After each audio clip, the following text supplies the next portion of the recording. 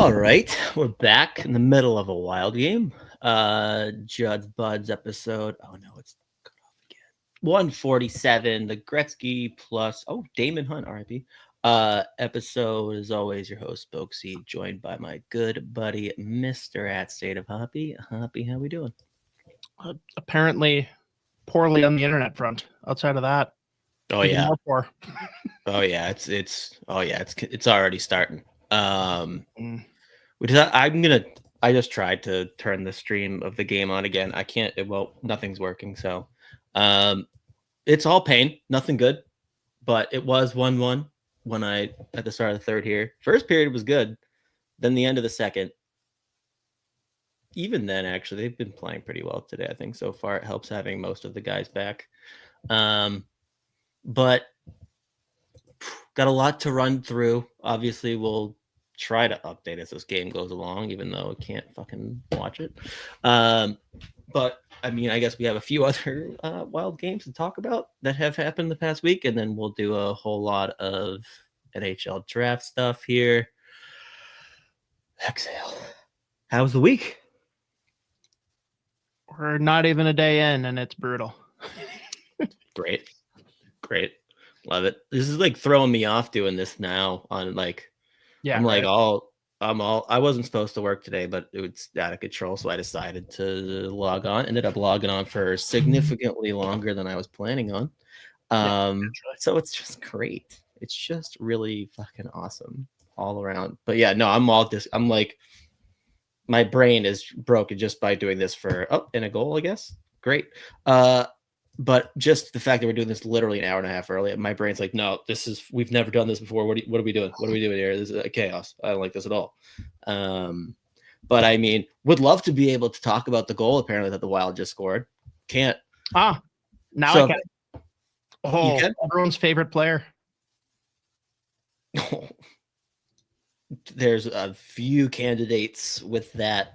Only like two currently, 2 or 3. It depends how sarcastic you're being. JoJo's not in, so that's one off the board. Freddie? Or Trenyon?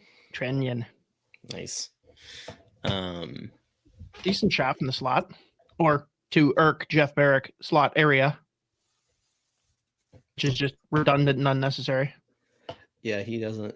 I like that. I like the things that really irk him that he can't help but like add, and just so everyone knows. Yeah. What are we doing? Some of them I get though. Yeah, we've talked about it before, and mistakes that I've literally like I have the same opinion, and then I've gone on here and said it. The former first round pick thing. Literally, whoever did that the first time, I want to punch. For me, it'll always be re-sign versus resign. Yeah, like that just like when it means the opposite thing, it's really important. Yeah, especially like you type it out, but then you have the opportunity to be like, oh, wait a minute, I can fix that real quick. Like when I say former first round pick, I immediately like furious with myself, but it just like comes out of my mouth. I can't like backspace. The resign versus re-sign thing, it's two separate meanings, literally two different things, not even related at all. You have the opportunity to fix it and you choose not to. You should get punched in the face. You said it, not me. I did say it. Yeah, everyone getting excited in the chat about Jiricek's contribution to that goal. Address goal here, Z. Can we please yell at Boldy to shoot the puck so my bet can hit? I think that's the only time that it is okay to yell shoot. Yeah. Oh, yeah. God, I just literally got fucking shiver just went down my spine thinking about being the fucking nosebleeds of the garden. Shoot the puck! The puck hasn't even been dropped yet in the power play.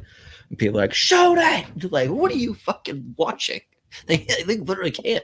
Like, what? Shoot, what? Oh, I keep shit trying to that. And the glass bangers, there's been a couple bad ones in games that I've been watching recently. That sends me over the fucking edge. Yeah. Ugh. Well, didn't the Dallas glass banger like go to jail? Oh yeah, whatever. Like that one was legitimately out of control. Like he had a whole thing. Like he was like, no, this is my thing. Everyone's like, we hate it. Everyone hates this, actually. He's like, yeah, no, it's how I'm known. And it's no, bro. He's got some Brock Faber magic. Brock Faber goal? Yeah, and holy shit, Z. And maybe we need to do this in the third period more often. Yeah, apparently. Yeah, this is gonna be. Oh, I just watched the goal. It's real nice. By the way, that whole shift leading up to Colorado's tying goal at the end of the second period, like, first of all, it was such an avoidable goal against, but it was so nasty.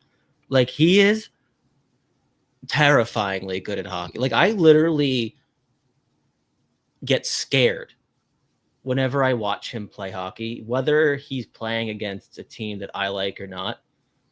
Like, he's violently good at hockey. Like, the ice. Violently good. Elaborate. Like, he's just like, McDavid's crazy because it's like he floats.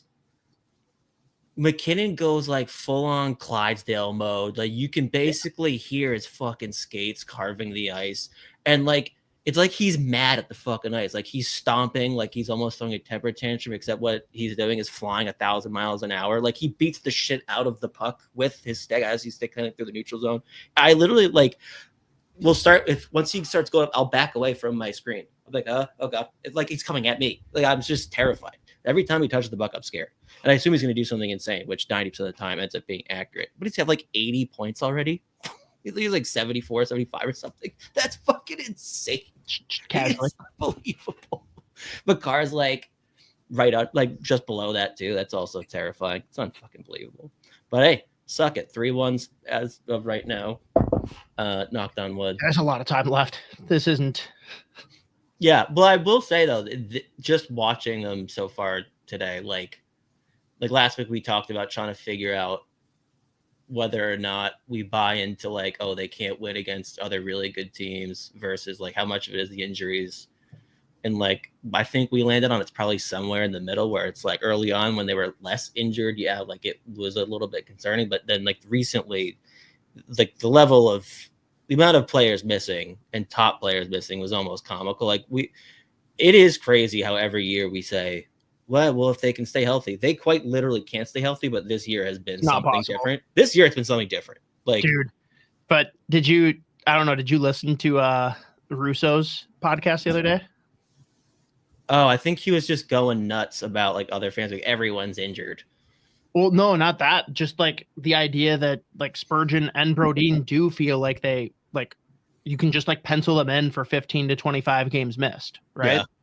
And LaPanta actually like debunked some of that, but that it does feel that way. I think everyone agrees. And the part that I think is going to get a lot of fans like riled up is his exact phrasing being like, they should just be like Ryan Suter and just like not go into the corners hard, but just like ever insinuating that someone should be Ryan Suter, especially in this economy. Not a great move, but I don't disagree with the premise. Right. I kind of love that from LaPanta because that. No, that was from Russo. Oh, that was Russo? Okay. Yep. I love that from Russo because you can get mad at that no matter what side of the Suter argument or 100%. Like emotions you have. Like, there's equal opportunity for everyone to get furious with that kind of analogy, you know? Yeah. Where it's that's so good. Especially be like, no, there's yelling in their car. No, do not be like Ryan Suter. Or he's fucking great. He played so many minutes for so many years. I don't think there's many that are on that side, but yeah, I don't know. There's like 8 probably. I could. I don't know. 4 of them are Ryan Suter and Ryan Suter burners, but. But it's just funny too because like Spurgeon was initially his like ragdoll that he's like, I'm not going to the corners, so you better get there. Yeah. To like watch Spurgeon go heel and be like, Middleton, I will not go into the corners. Get. Although it's probably a little bit more reasonable that Middleton's like, yes, sir. Middleton's like, yes, please. He's like, actually, I'm a goal scorer now, so not really going to be part of my repertoire. Yeah. Score a goal once, and then maybe I'll go in the corner. Like, you fucking go. You go in the corner. Middleton, another goal today. Beauty. Thank God he's back healthy. Dude, knock on all the wood again. I know. I don't even know why I bother talking words. Yeah, I don't really know why we do that, but here we are. I mean, again, they're back on the PK, but that's great. That usually goes well. We should spend some time talking about the anarchy / debacle that was that Nashville game. I mean, shout out Jakob Trenin for being the one, Trenyan, for being goal scorer, Jakob Trenin. And I do love that coming in, they were like, it was well known that like everyone in that room like lining up, like calling dibs, like go fucking LaRue, and like LaRue, I guess whatever credit to it for actually just going first shift. Trenyan did not want that fight to end. He wanted to keep going, and it's just always interesting when you see like ex-teammates actually like. And I can't remember how many games LaRue played last year, if any. And even if it was like Trenyan went to Colorado at the deadline, so I don't even know how many games LaRue's been there for. But I mean, in Nashville, it's Trenyan going, and like some of those those were some big boy punches that were thrown, and he did not want that fight. And at one point, it felt like he was just like trying to pick him back up. But then we just got 2 more in the first 7 minutes. And it was chaos, dude. Like, that was nuts. Like, and it felt like it was one of those things where it's like you want to be all like fired up about it, but then they clearly were like, oh shit, I forgot we have to play hockey too. Because they were fucking dog shit for 60 minutes. They were so. But before we move on, though, from all the insanity with LaRue and Trenyan, how funny is it that they had to delay his tribute video because he was sitting in the box for the first TV timeote? Like, incredible. It would have been way cooler if they did it while he was sitting in the box. He just stands up. He's like, "What's up?" I mean, it's just so good. I'm not here to like gatekeep either, because I know you're the person that gets like the most upset when people bring up stuff like Ring of Honor versus jersey retirement and stuff like that. But did Trenyan do enough in Nashville to like warrant getting a video tribute? Like, hand up, I didn't really pay much attention to him when he was in Nashville, so maybe he did. I have no idea. I feel like now across the league, it's like if you've been on a team and like a decent contributor for more than like 2 or 3 years, like you're getting a fucking tribute video. I wish I could remember some off the top of my head. Like here in Boston, I was like, what? Like, all right, what? I mean, like it doesn't really like that shit doesn't. The tribute videos I don't really care that much about, but it is like there's some that happen. And you're like, yeah. But he was. I mean, like he was one of. He's been there for a long time. I mean, even his rookie year, but he was the one that like. I remember the Bruins were playing Nashville, and he caught Chara with a clean uppercut to the chin, and that was the start of his like lore. And then he ended up just being a pretty good all-around player, like a really good all-around player. He had a couple of years where he showed some legit offense too. So he's been a big contributor there for, I mean, I would say it was probably been there 5 or 6 years, I think, or something like that. So it wasn't like shock, but it's just, it is like, you don't think Nashville Predators, Trennan. Like, it's not like one of those. So it's always interesting when those guys are getting like the big video tributes. But I do love that to wait until he came out of the box. They're like, fuck. We had a lot of other shit we had to do. Now we have to reschedule everything. God damn it. We thought it was going to be anyone else. We knew this was going to happen, but not him. So it's funny that they had to fucking delay the video. It's great. Yeah. Love that. Love that. But yeah, they decided, I mean, Minnesota, I don't think they had 5 minutes that game where I was like, they look good. Like, they looked like they just abandoned. They were like, oh, fuck. I thought they thought they were just showing up to a fight. Like, it was like, we're going to brawl and then we have a hockey game in a couple days. But like, yeah, that's not tonight. We got to take a quick detour per our buddy Hot Takes in the chat. The NHL needs to do something about the officiating. It's been outrageous the last week, and it probably needs to start with suspending McDavid. Dude, has this guy had the weirdest week for a superstar where, like, I think he's had 3 incidents? Is it more or less? I mean, it was in back-to-back games, I'm pretty sure. Like the Johansson thing. Back-to-back. Yeah, Garland. Like, and I mean, another one in there too, or no? Well, he's had a few of those types of plays over the years. Like, I think he's been. I remember he got fined. Who was it on Montreal that he fucking blew up? Oh, I can't remember. But it was a bad one, and it was just like, all right, make it a little bit less obvious that you don't want to suspend Connor McDavid. I wish I could remember who it was on Montreal, but it was like legitimately a very, very bad play that I'm pretty sure resulted in like a legit injury. And it was like, what are we fucking doing? Like, the transparency is incredible, where it's like, yeah, I mean, we want to fucking suspend the guy. And like, that Johansson one was bad. And I can't. It was, but I can understand where like you can make the argument if you're like McDavid's camp to be like, oh no, he was bracing himself. Oh, it was a reflex, whatever. Like, it should have been a penalty. Probably not suspendable because you don't suspend based on the fact that he got a concussion, even though Oilers fans were unhinged with the dive anarchy. It was crazy. Replies that I had to snap at one guy eventually, but like, I was so fucking annoyed. First of all, that like he's bleeding, he gets up, he needs help off the ice, misses the rest of the game. Even before the end of the game, like there's plenty of Oilers fans being like, "Oh, what a dive! Haha, hurt himself diving." I was like, "Okay." And then it was the next day, after there was no suspension, no nothing. I got more replies after, like it was almost like the Edmonton fans were like, "Ooh, wait for it, wait for it, wait for it. He's safe." Fuck Marcus Johansson. He's a loser. He's a pussy. I was like, Jesus Christ, that is a level of like I'm a piece of shit that I can't take. So like, I think it was, I can't remember if it was one of those replies that I got or it was on the night before. It was like some fucking, I must use a bad word. Dickhead replied. It was like, haha, old glass jaw or diver. Yes. And then I was like, it is crazy calling a professional athlete glass jaw when you look like a fucking rooster. Like, I mean, he looked like the fucking neck. It was insane. Like, I was like, are you kidding? Like, your fucking nip is attached to your chest, like your chin. Like, that's crazy calling that was pretty fucking pro. I lost it. I was like, this fucking guy, like, he looks like he's 57 and he's chirping people on Twitter. Like, I just lost my mind.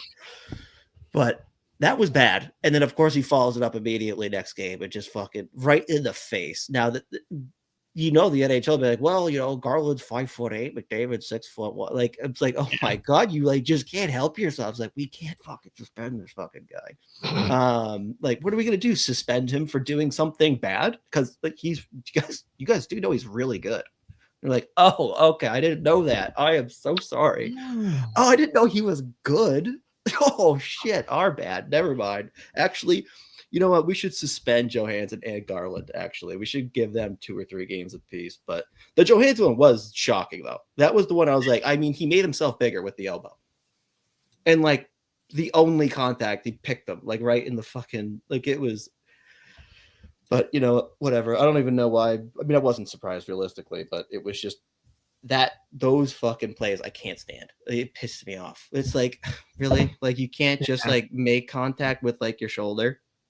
It's like, no, you just like stuck it out a little bit. It's like, bro, like you those plays, you know what you're doing too. Like, that's the thing. Like, you know, like there's only one outcome. But whatever. NHL loves it. They're big fans. He's too good. I mean, he's too fucking good to discipline. What do you want me to do? I mean, what's going to come of his latest one, though, going right to Garland's face? I mean, and what did you hear the audio? Did you hear the? No, I don't.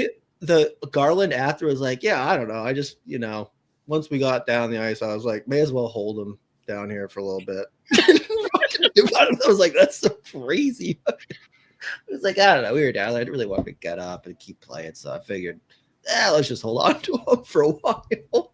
I was like, that's kind of funny. It's a very funny mindset. Be like, let's just stay down here for a little bit. Yeah, you don't need the puck. We're gonna stay down here. But yeah, no, McDavid. If I'm McDavid, I'm almost tempted to like let's really push it now. Next game, and immediately do something insane again. Oh yeah, and I had to give that guy the cock-a-doodle-doo next time you replied. But whatever, fuck that guy. Oh, CCSYT. What a great hit. That's fun.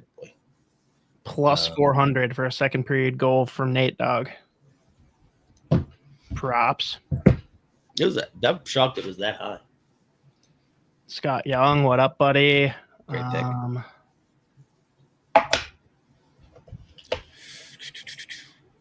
Trying to think if there's anything else Wild related. Oh, well, I mean, David Jiricek, first goal. There we go. We never got there, but I'm not surprised that he's looked good, but I like the fact that he's looked this comfortable. And again, since he came into the lineup, first of all, half their fucking lineup, half of their legit NHL players were out. And then like the matchups that they've had since he came in, and like, yeah, there's gonna always with a young defenseman, there's always gonna be a few plays where like, oh, there's the classic young defenseman, like a mistake. But like he already just looks very comfortable playing in Minnesota and playing in the NHL. I mean, he gets that goal against Nashville. He sets up another one today. Apparently, just watched that one. But he looks great. Like, and it's so interesting to me that it's like, obviously, Columbus had their concerns with him.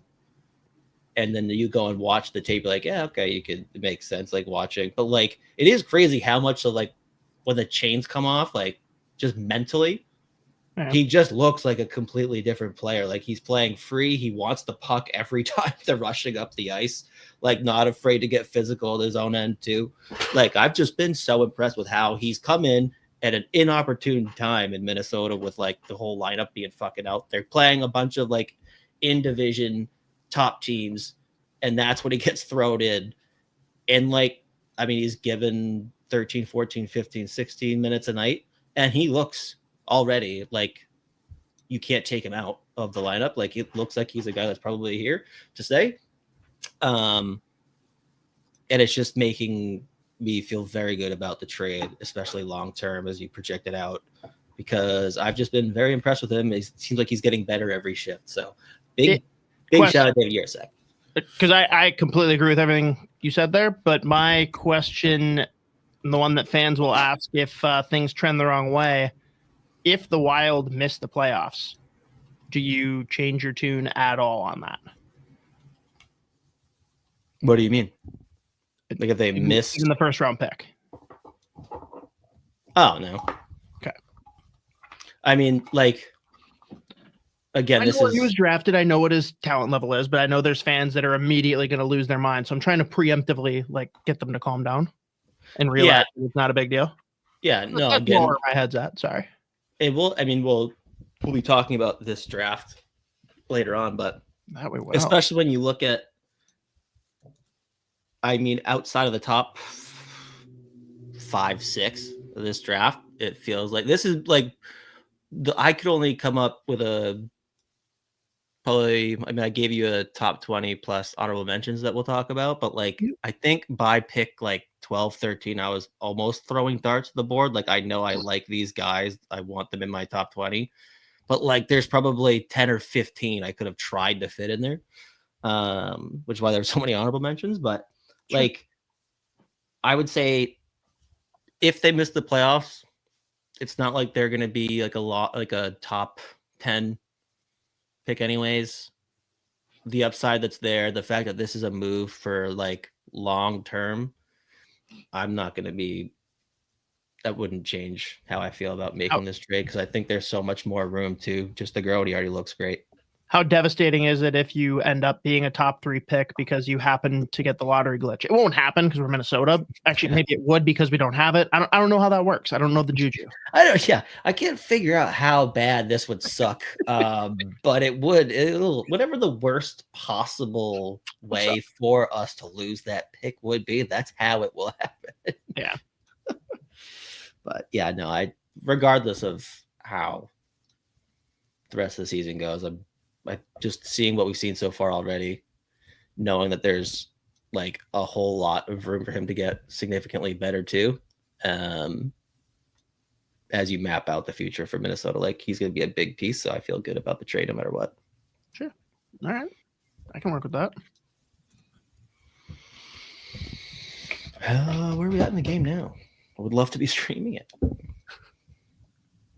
We are at their close up. There we go. Now we got 6:38 left. Draw in the offensive zone for Colorado, so our defensive zone. I don't know why I said it that way.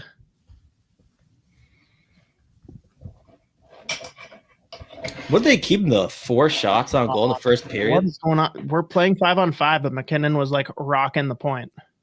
That was interesting. Hell yeah. I'm like half paying attention, half trying to get our draft graphics done. So forgive.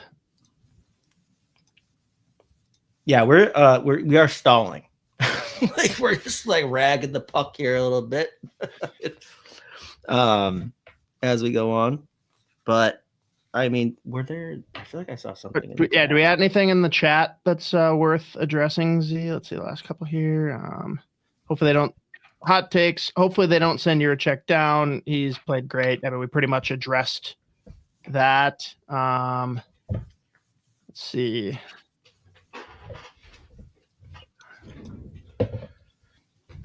You're not getting a Jiricek with the 24th pick, more than likely. Yep, we all agree there.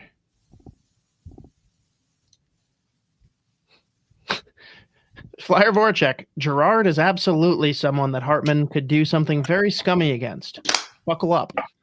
I love reading that without context because I can't watch the game right now. So it's very funny in my head thinking what Gerard possibly could have done that just sent Hartman over the edge, which doesn't take much of just for existing. I don't know. Like, Hartman's like, damn, motherfucker. Oh, here, I'll give you this one, Z, and I'm just gonna like step away and not comment. Oh God, yeah. Well, I mean, I feel like that would be one for you because I mean, Pittsburgh. I mean, they got hot, and I mean, what are they? They were hot, then they were not.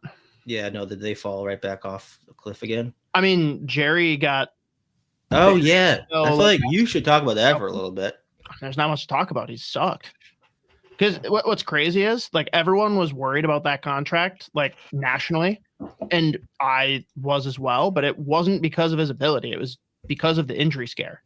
Like, he's a guy that just has not been able to stay healthy, and the fact that he has so far, and still, it's just been brutal. Easily the biggest blunder early on of Kyle Dubas's tenure. But as many have pointed out, like, his job's not at all in jeopardy. They signed him to a 7-year deal for a reason. Like, they've clearly got a longer term plan for how they're going to build this roster. It's just like right now weird. I don't know. Have you gotten many peeks at Owen Pickering getting some NHL time? Because I know he's a guy that you were like super happy that the Penguins got that draft year. I haven't watched much. I'll be honest. The last time we talked about the Penguins for more than like 2 minutes, it was in the middle of their initial, just like, I mean, it was much like when I shit on the Bruins, like unwatchable period of time. So I haven't watched a ton, but again, like I was very when they made that pick, I was like, that is an A+ pick, especially for where they got him. He can do a lot. So I haven't really watched much of his NHL shifts. I've seen like bits and pieces. And the few amount of shifts that I have watched is like, yep, that looks like exactly pretty much like it checks out. Like, yeah, it's also getting exactly pretty much. Yeah, but yeah, exactly kind of in a way. No, the full Midwest. Yeah, no. Yeah, no. Yeah. But yeah, no, I mean, that's one of the few young players. You just did it. I know. That was one of the few like young prospects. Like, at least they have this guy. Person. Now. They used to have Braden Yeager. That doesn't exist anymore, though. It did make it way more fun making fun of him, though, during World Juniors. I don't think I would have been able to do all the Matthew Wood jabs that I did if he was still a Penguin. So that was like the one plus. McGrory's going to be fine. He's going to be a good player. It's just obviously, I feel like laying down on a therapy couch for this, or no. I just obviously like it's year one of that trade, it's just like, oh, he's getting all the attention already for it. And then Pittsburgh is they're at where they're at. And it's like, so I feel like the first year, especially if he doesn't like immediately jump into that lineup, be a legit impact guy, it's always just going to be like, he's got so much attention on him already. Yeah. And it just happens to coincide at this moment in time in Pittsburgh where it's just like going to be rough. But I mean, I don't know. He's a super young player. He's got a ton of upside. He does a lot of things like in all three zones. He's a really good player. So I never had an issue with the player. Like, and I know you know that, but like in general, my issue was, why are you making this trade when Winnipeg's backs are against the wall? Like, he doesn't want to play there. He's made that clear. And you made a very even trade, giving up your best offensive prospect. That's what bothered me, because the reason that makes sense is if you need him for this year. And so far, that's proven to not be the case. If it's, hey, let's wait and let him develop, like, I would have preferred to wait and let Braden Yeager develop personally. Mm-hmm. That's more my – I don't have any issue with Rocco McGroarty. Like, he's a great player. I just – the trade, circumstances around it, and – I don't know. It just bothered me. It did feel like it was almost Pittsburgh like, hey, he wants out. We're interested. And Winnipeg was like, okay, Braden Yeager. And Pittsburgh was like, okay. Like, yeah, right. No, really? Cool. All right. Well, yeah, fuck it. Let's call it in. There was no back and forth. Took 2 seconds, shortest phone call of all time. Because it was interesting. Yeah. Did I tell you about the like summer fantasy camp thing, the incident with Braden Yeager? No. Hilarious. So it's like a bunch of kids, they're like outside playing like street hockey or something and like meeting some of the Penguins players. And a kid goes up. This kid had to have been like 8 or 9 years old, I would guess. He goes up to Braden Yeager and dead ass asked him, "Will you sign my stick as Sidney Crosby?"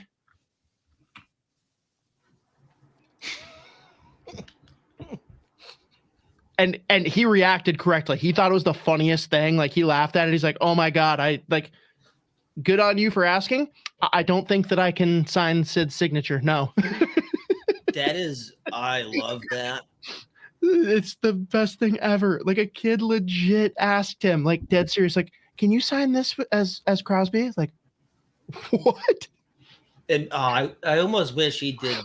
He just was like, "What the fuck? Fuck you." What a dumb fucking question. I need you to point over to the side and show me which one is your parent, because I need to have words. Yeah. Banned from all NHL games ever, forever. It's so good though. So yeah, another just like side reason that should have no bearing on me liking a player, but because of that whole like exchange, I'm like, God, I love this guy. He's gonna be my guy. And then he wasn't. Yeah, no, it's always tough. It's a tough look, but what can you do? Right, let's see. 2 minutes left here. 3-1. Yep.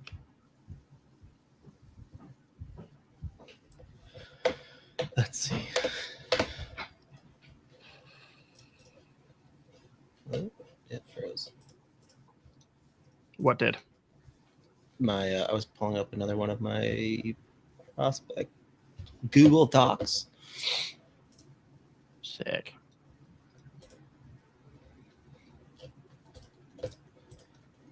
Where should we go next? Actually, we should probably go to the chat while we... Yeah, crush through the chat.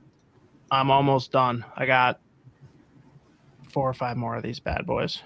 Mm-hmm. One of the more recent comments. Let's see. Ace Beaupre. Stramel has as many goals as Perreault for all the haters. Yep. Stramel with a big time game 2 versus Michigan. I think he finished with 2 goals and an assist. Let me pull up actually my full-on sheet here. So he's got 21 points, 24 games, which is 8 goals. Hey, again, like with Stramel too, like when we saw him in person, we've talked about the hit pretty much every time. We've like since I was in Minnesota, like I feel like we've mentioned that hit by Stramel at least once. not only is it impressive that he's become their number one center, he's on the ice in every big situation. He's producing points. Like, he's doing the things that we said he needed to do to like buy back into like the Stramel hype or whatever, or well, to maintain face, to maintain face. Yeah. Well, no, the hype, maintain our own, like, just whatever.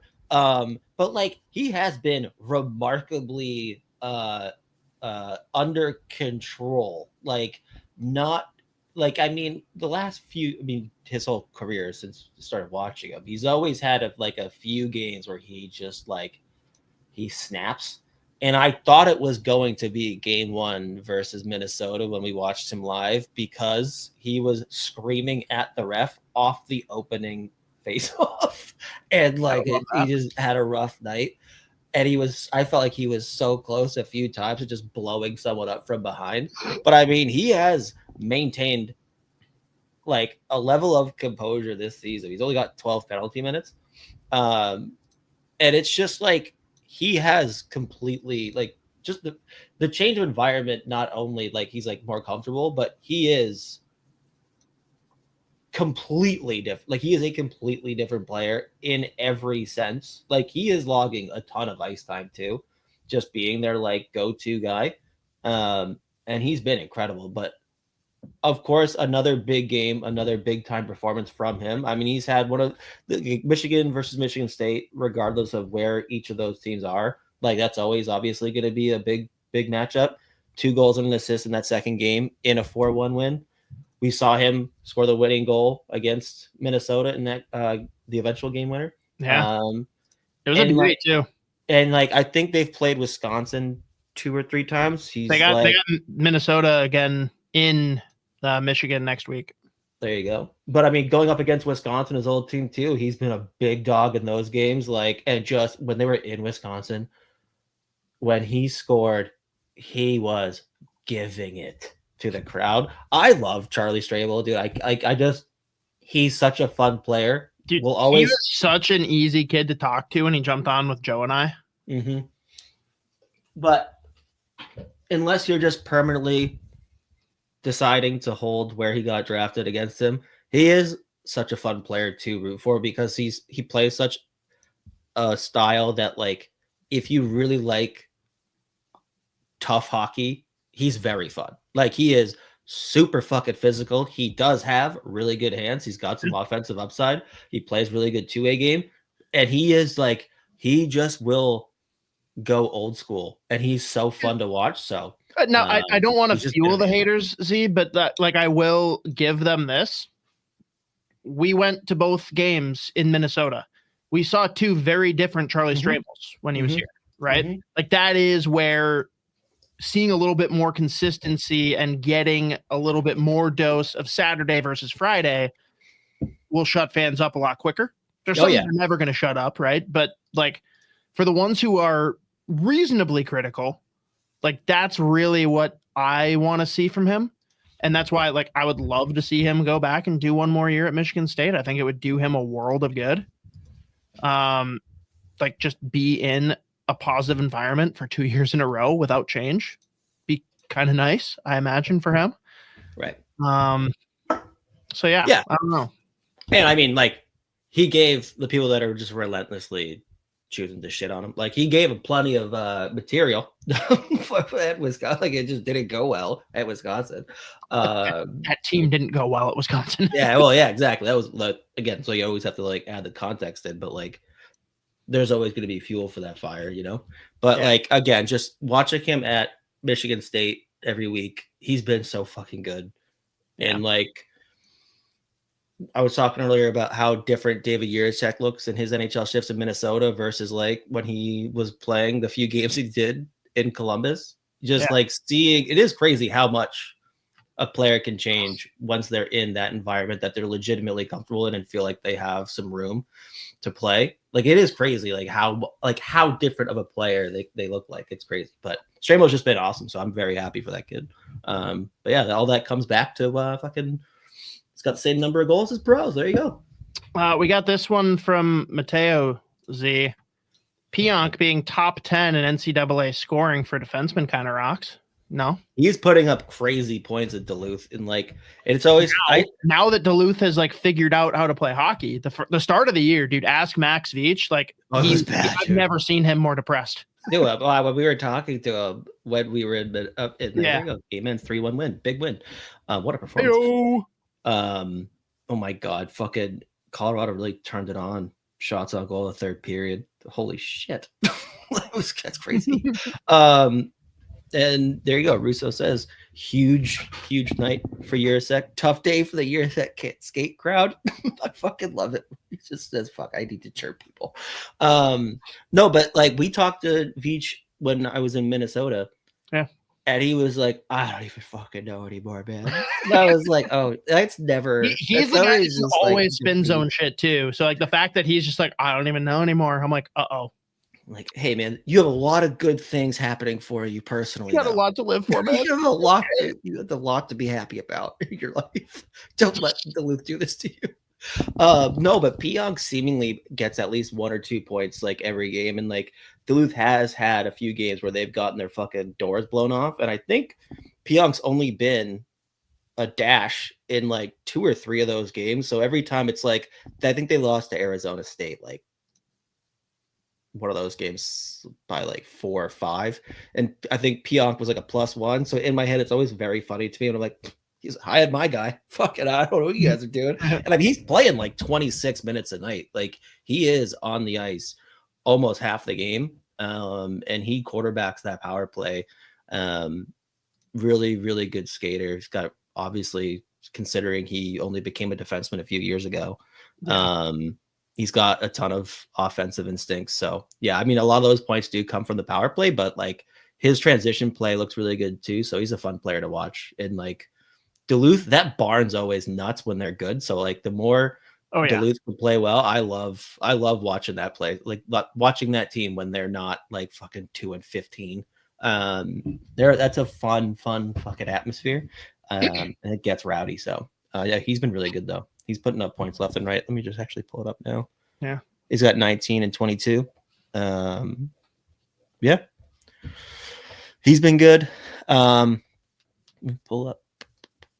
Who's the other fucking... Oh, you know who's staying hot too? In the WHL, Ryder Ritchie is on a fucking heater. He's over a point per game now. He's, again, since he came back from taking that skate to the face, and he was out for a long time, like... Just casually laid since he took a skate to the face. No big deal. Well, like he missed a ton of time, and like it was just nuts how like I remember I went back later and like watched that game, and it was just like, oh, and the commentators like realized that he wasn't playing anymore like 15 minutes later. And then there was no like press release about, like, usually they have something where it's just like the one update I got 3 weeks after it was like, Richie's still out, not expected back anytime soon. And I was like, that's a crazy way of wording that. Like, not even, you can't even look like week to week out there. Like, that's nuts. But since he's come back, I think he's only had 1 or maybe 3 games where he doesn't have at least 1 point. He went off on Saturday with 2 goals in a 3-2 shootout win against Calgary, his first start of that game. And like a shootout win. I'm a Gopher fan. Oh yeah, no. What are they? Oh, and what? 20 something, I think. Yeah, that was nuts. Yeah, like, wait, that can't be right. You're like, no, seriously. No, that's like the running joke. And it's not even losing. I don't think they've scored. No, that was why. That's why it was that many. It was like, no, they don't even score a goal. It was 0-27 or something. Pretty bad.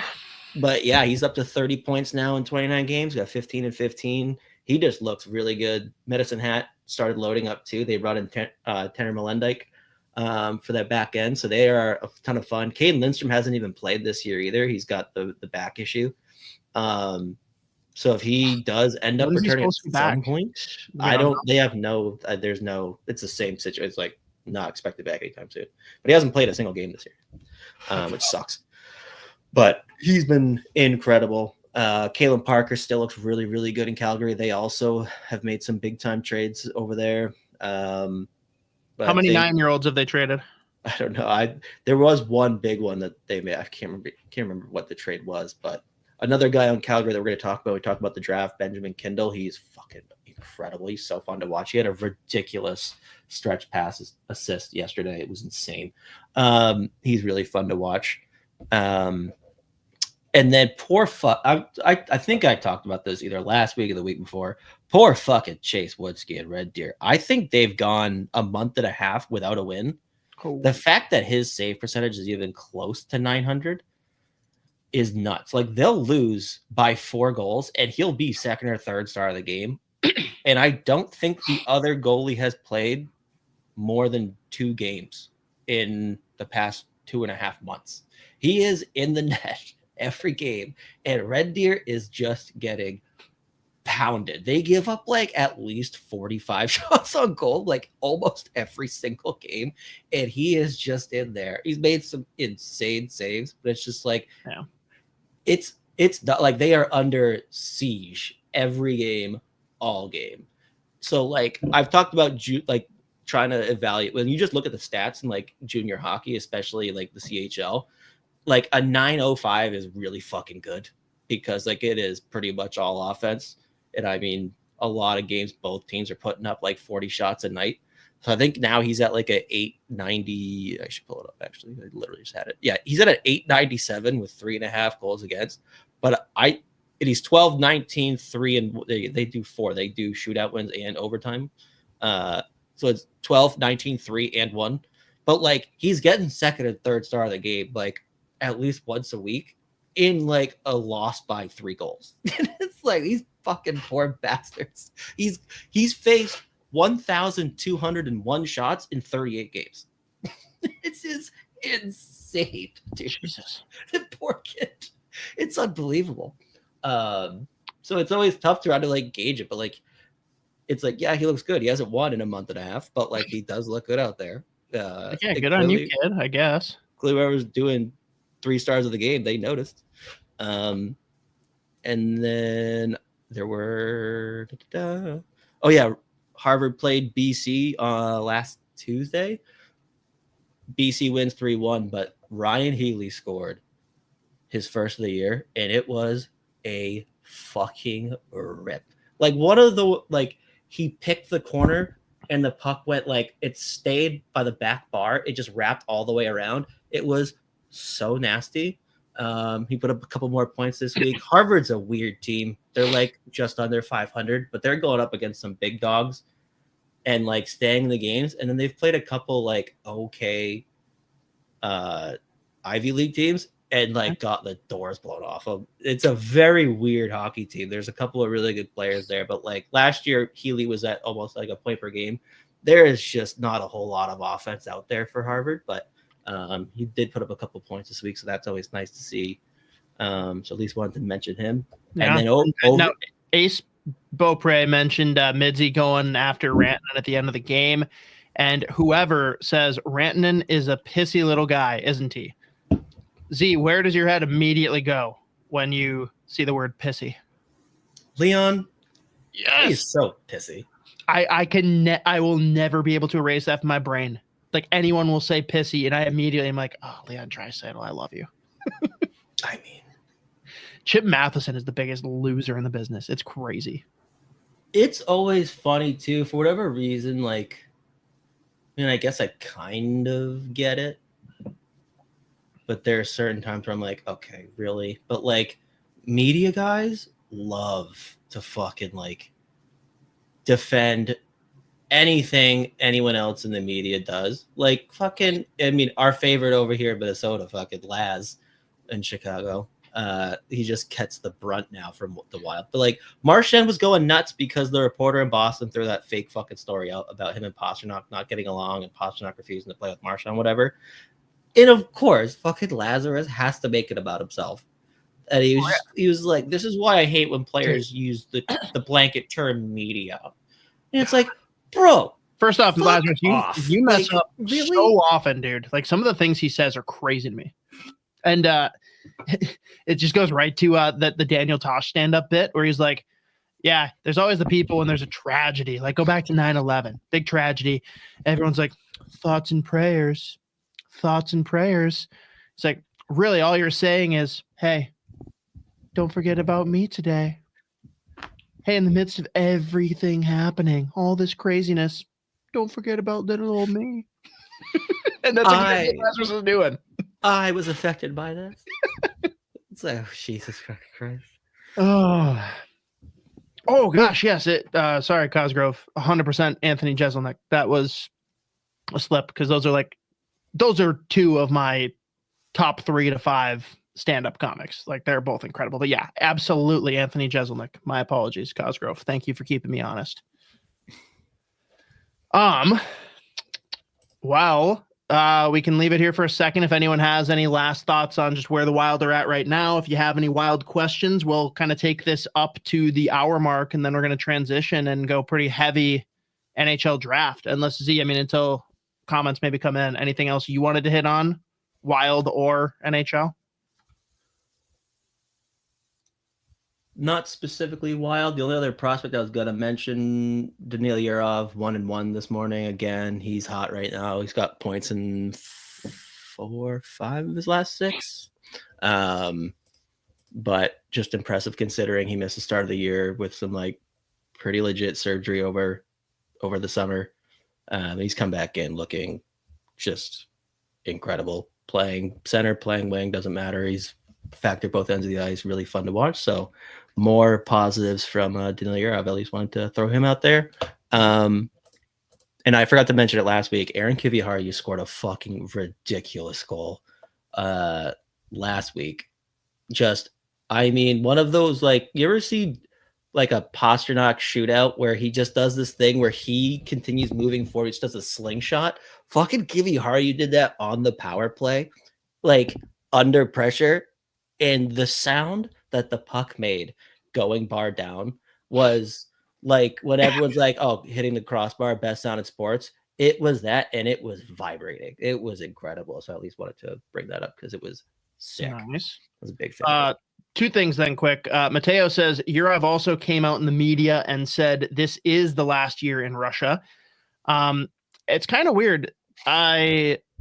Russo and Lepanto were talking about it and said basically if he signs this year, it's a 3-year deal, but if he signs after this year, it's a 2-year deal. So no matter what, you've got the same end date. What would the reason be to not sign him this year then? It's kind of weird. Maybe I misunderstood somehow, but that just seems very strange to me. Yeah, I have no idea. And this is one that we can kind of do together here, Z. Cole asks, who are the rest of them, Hoppy, regarding stand-up comics? Because I know you and I have very similar sense of humor, but I know we've got different guys we kind of stand for when it comes to stand-up. And it's tough for me too, because there's a difference between who has the best stand-up specials versus who do I just think is the funnier comic, right? Mm-hmm. I don't think there's anyone, and you guys can all get mad because stole jokes, whatever. I don't think there's anyone that has a better stage presence and delivering jokes than Dane Cook. That guy changed the game. And yeah, there's wide speculation and even some might argue proof that he's stolen a lot of jokes. I don't care. If he tells it way funnier than the person who made the joke, I want to hear Dane Cook's version. Yeah, and this ties into another guy we already mentioned. Have you ever, I think it was Jeselnik he has a podcast, but he had Natasha Leggero on, and he was like, all right, we're going to show you images. Is this a 16-year-old's post on Pinterest, or is this something from Dane Cook's Instagram page? And it was all Dane Cook Instagram page. And it's so funny, dude. That's awesome. One of these days, we're going to have to do the Who Said It. It's one of my favorite things I've ever found on the internet. That'll have to be something where I have you, Isha, and someone else on. Maybe it'll be you, Isha, and Brett. And I'm just going to throw up what it is. There's 2 different versions that I've found, at least. One of them is Who Said It? And it's Michael Scott or Donald Trump. And this is from 8 years ago. Dude, shit is crazy. I think out of 20 total options, I think I was a solid 16 or 17. Most of the people I gave it to were batting somewhere between 8 and 13 out of 20. It's hard. Yeah. You have to be really locked in on Michael Scott quotes, or you are definitely going to have somewhere you're I I don't know. I'm gonna guess. The other one, it wasn't as funny, like because some of them were a little bit more obvious, but it's crazy how similar they talk. It was Kanye West versus Jean-Ralphio Saperstein. It's so good. It's so good. So that'll be a fun little trivia bit that we do at some point here. But so for my stand-up people, absolutely Daniel Tosh and Anthony Jeselnik. If we're going like stand-up specials, like I really do like John Delaney. Like I think he's pretty funny. I also like, I know he's not for everyone, but I really think Jim Gaffigan is brilliant because if you can use clean humor in today's day and age and still be funny, you've won. Like he's the only clean comic out there. That's good, at least. Who? Nate Bargatze. Oh, yeah. Okay. Fair. Bargatze. He's incredible. See, but him, I'm less about his stand-up than I am about like his viral clips or like that dude, that bit he does on SNL is incredible. Like the George Washington crossing the Delaware. Like it's 12 of anything will be referred to as a dozen. Like, great. What other numbers have special names? None. That's it. Like what? The whole thing. Like his dry delivery is great. He had an old one of it. I don't even know if it was on one of his specials on Netflix or whatever, but like he's talking about going back in time. He's like, I don't think I'd be able to convince anyone that I was from the future. I don't think I'd be able to. I wouldn't be able to prove it. I wouldn't be able to. It was just like talking about like the iPhone. Like, what's that? He's like, I don't know. I got nothing. And he's just so every time he does one of those bits where he's like, and see, I got two that I know you really like that they don't have many like full stand-up sets that I like am all about. But when you see like one of their best jokes or you see them jump on as like a guest on someone else's thing or on a podcast or some kind of hit with Rogan, whatever, Bill Burr and Shane Gillis are awesome. I just like, I've never, and granted, I'm not like a big stand-up comedy buff by any means, but those two, their stand-up bits, like start to finish, they don't keep me the whole time, but when they hit, they fucking hit, dude. Like, it's insane.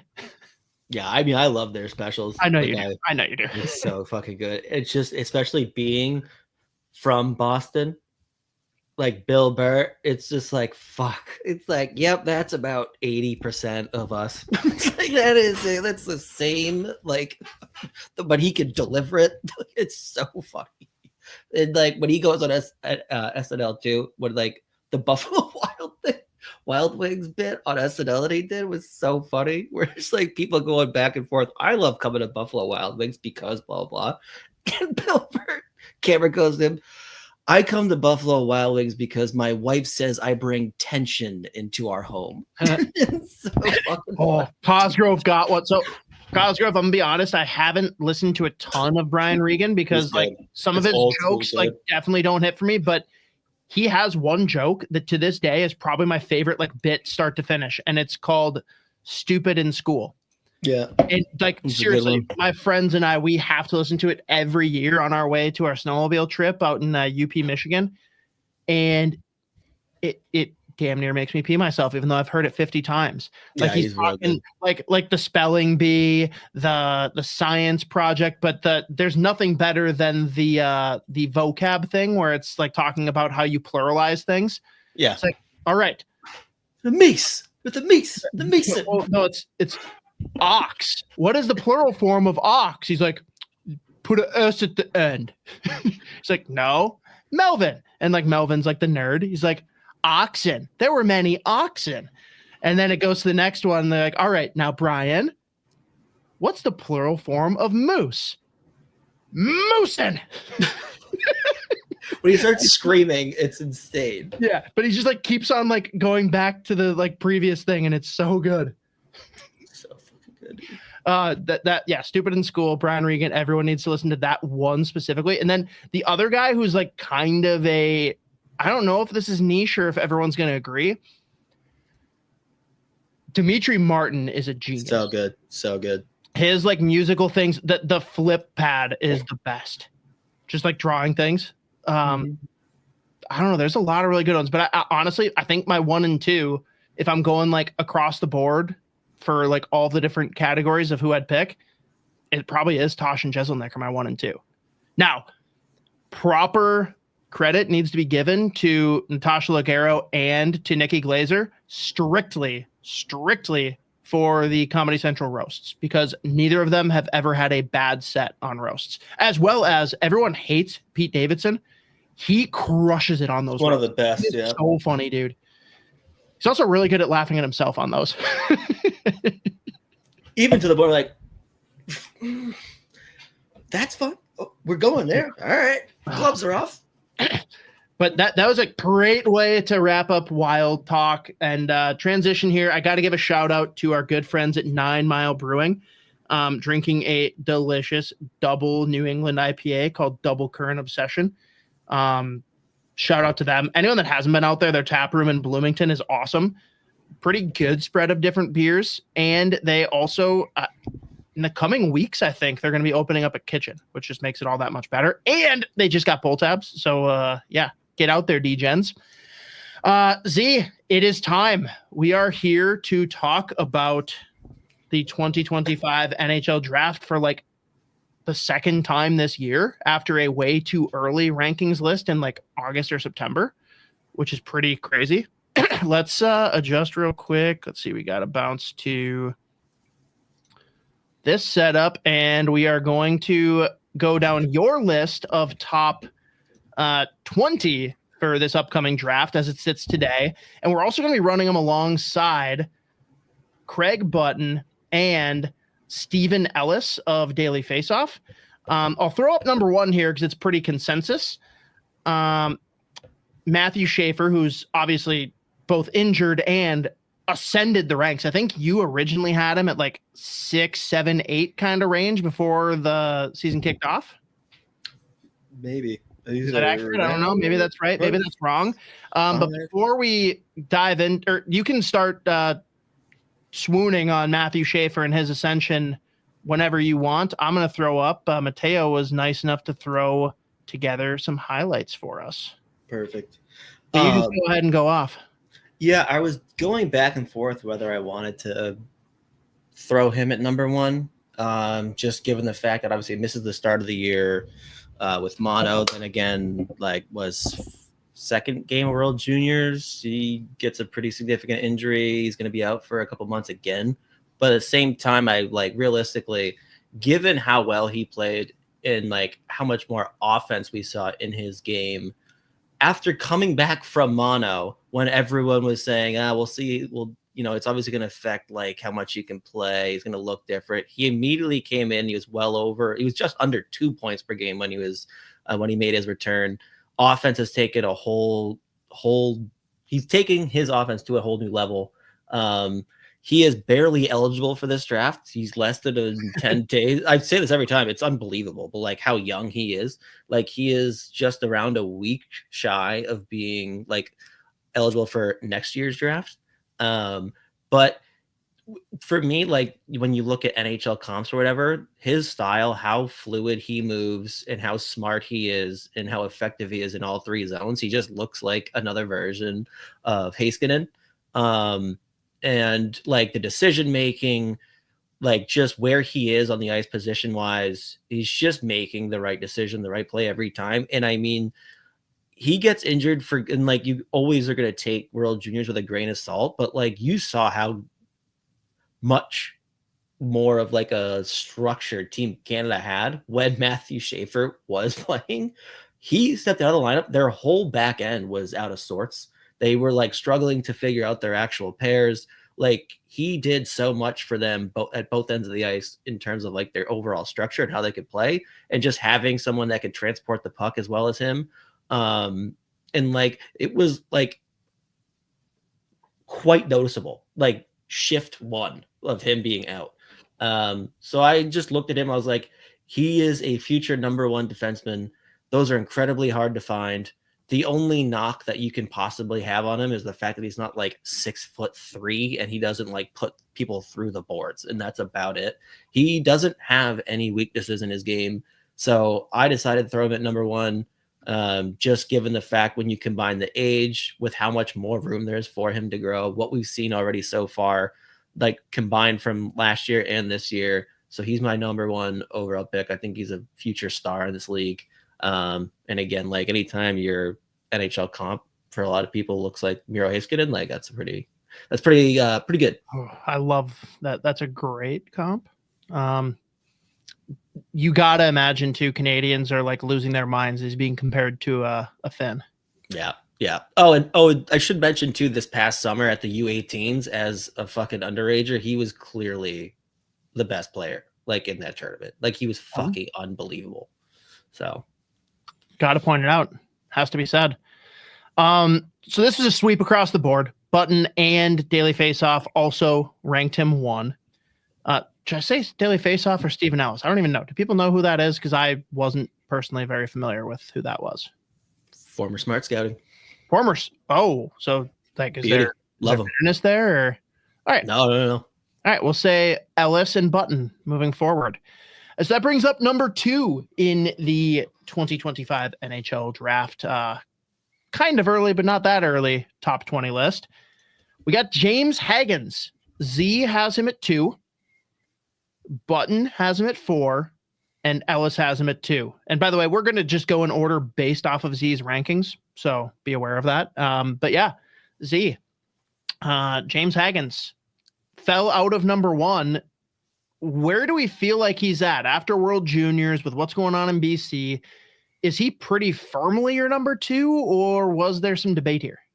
No, I mean, I think between now and the draft, my top 4, I'll probably have at number 1, like at different times. Like sure. James Hagens is the one player in like the 4 guys I have in the running for first overall that has actually like gone up a level from last year to this year. So like he goes from the USHL, USNTDP last year, and he goes into Boston College, coming into the year, the number 1 team in the country, playing a significant role there. Obviously, he's still at a point per game. Is that a credential? Hang on. Is that a notable stat? Being like, well, at one point they were number 1. Well, I was gonna say number 1 team in the country, but like I guess they're 2 right now. I don't even know. Probably. I think so, but he is the one player that's like taking a significant step. They're actually one. They are number 1 now? As of today. There you go. Because Michigan State lost in overtime to Michigan. Right. So he's the one player that's taking a jump as far as like his opposition. And I mean, realistically, he hasn't. Do you know who's 3? I'm gonna put you on the spot. 1 is BC, 2 is Michigan State. Who's number 3? I feel like at one point it was Western Michigan. It is. Yeah. It is Western Michigan. That's awesome for them. Yeah. Can't wait till they get their new ring. But anyways, continue on Hagens. But I think it's interesting because like I know like listening to people who had talked to like a bunch of NHL scouts at the World Juniors, it's like they were almost shitting on him, where it was like he hasn't taken any games, despite the fact that like this tournament especially, like he's been given the opportunity. He's been playing with like Perreault, and he's been playing with Leonard, and he hasn't really done anything to like whatever big time stand out. But like his just raw ability is ridiculous. Like he's an incredible skater, the hands, his transition play. He's a really good 2-way player as well. Like his defensive game is beyond solid. The one knock he's going to have too is just the fact that I think he's 5'10", but how smart he is, and his transition play and how well he just like flies to the middle of the ice with the puck. Like I don't really have any concerns about whether or not I think he will end up being a center at the NHL level, just given his all around game. But like he is so fun to watch, especially when he's just feeling it. Like he has had a few games at BC this year where he has taken over, and it is incredible. So it's like, for me, the only reason I even took him off the first spot, because he's just been so good for so long too. Like that's the other thing. Like he's just been a model of consistency, where it's like you never really go 2 or 3 games without fucking like being like, oh, where is Hagen? Like, oh, forgot Hagen was on the ice. Like he's going to stand out. And I mean, again, I think even at the World Juniors too, he still put up some decent points. But the reason that he fell to second overall for me in this top 20 was just the fact that like Schaefer has been legitimately outrageous in the games that he's played this year. So I just went with that. But he's been really good at BC. It's always tough to jump up a level anyways in your draft year on a top team in the country, going up against the other best teams in the country almost every night. So you just look at his all-around play, the upside, how well he skates, his ability in all three zones. Like he's no doubt a top 5 guy. And if people still have it at number 1, he's still a first overall type player. So here's my question, because I just don't know how close or how separated it is. Like, are you just blindly taking Schaefer at this point, or is it going to come down to team construction to an extent? What do you like? Positional need. Oh no, I'm just going off. I'm asking you. I'm not saying based on these rankings. I'm asking you, like, do you think that as of now, like, any GM should take a defenseman of this caliber, or if there's a team that's starving for a center, do you go to James Hagens? No question. Or Michael Misa. Or Misa, like, right? Yeah. But, you get my point. I'm asking, like, is Schaefer, because it's defense instead of center, like, I feel like it's a lot easier to say, oh, we've got our, like, center depth set. We don't need a center. It's a lot harder to say, like, oh, yeah, we've got all the defensemen we'll ever need. Why would we draft Schaefer, you know? Yeah, I mean, I think, again, just my personal feelings about these players, if you're feeling good at a position, like, you're not going to worry about, like, going Hagens or Misa over Schaefer. Like, it's not really going to, like, they're so good and their upside is so high that, like, yeah, you could make an argument. Again, like, any one of my top 4 right now, you could be like, yeah, that's my 4th overall or whatever, and feel good about it. No, or my totally 1st fair. overall. Totally so, fair. I'm good. You could ask me next week. I might change my mind again. I'll ask you tomorrow. I'll ask you tonight. 20 minutes.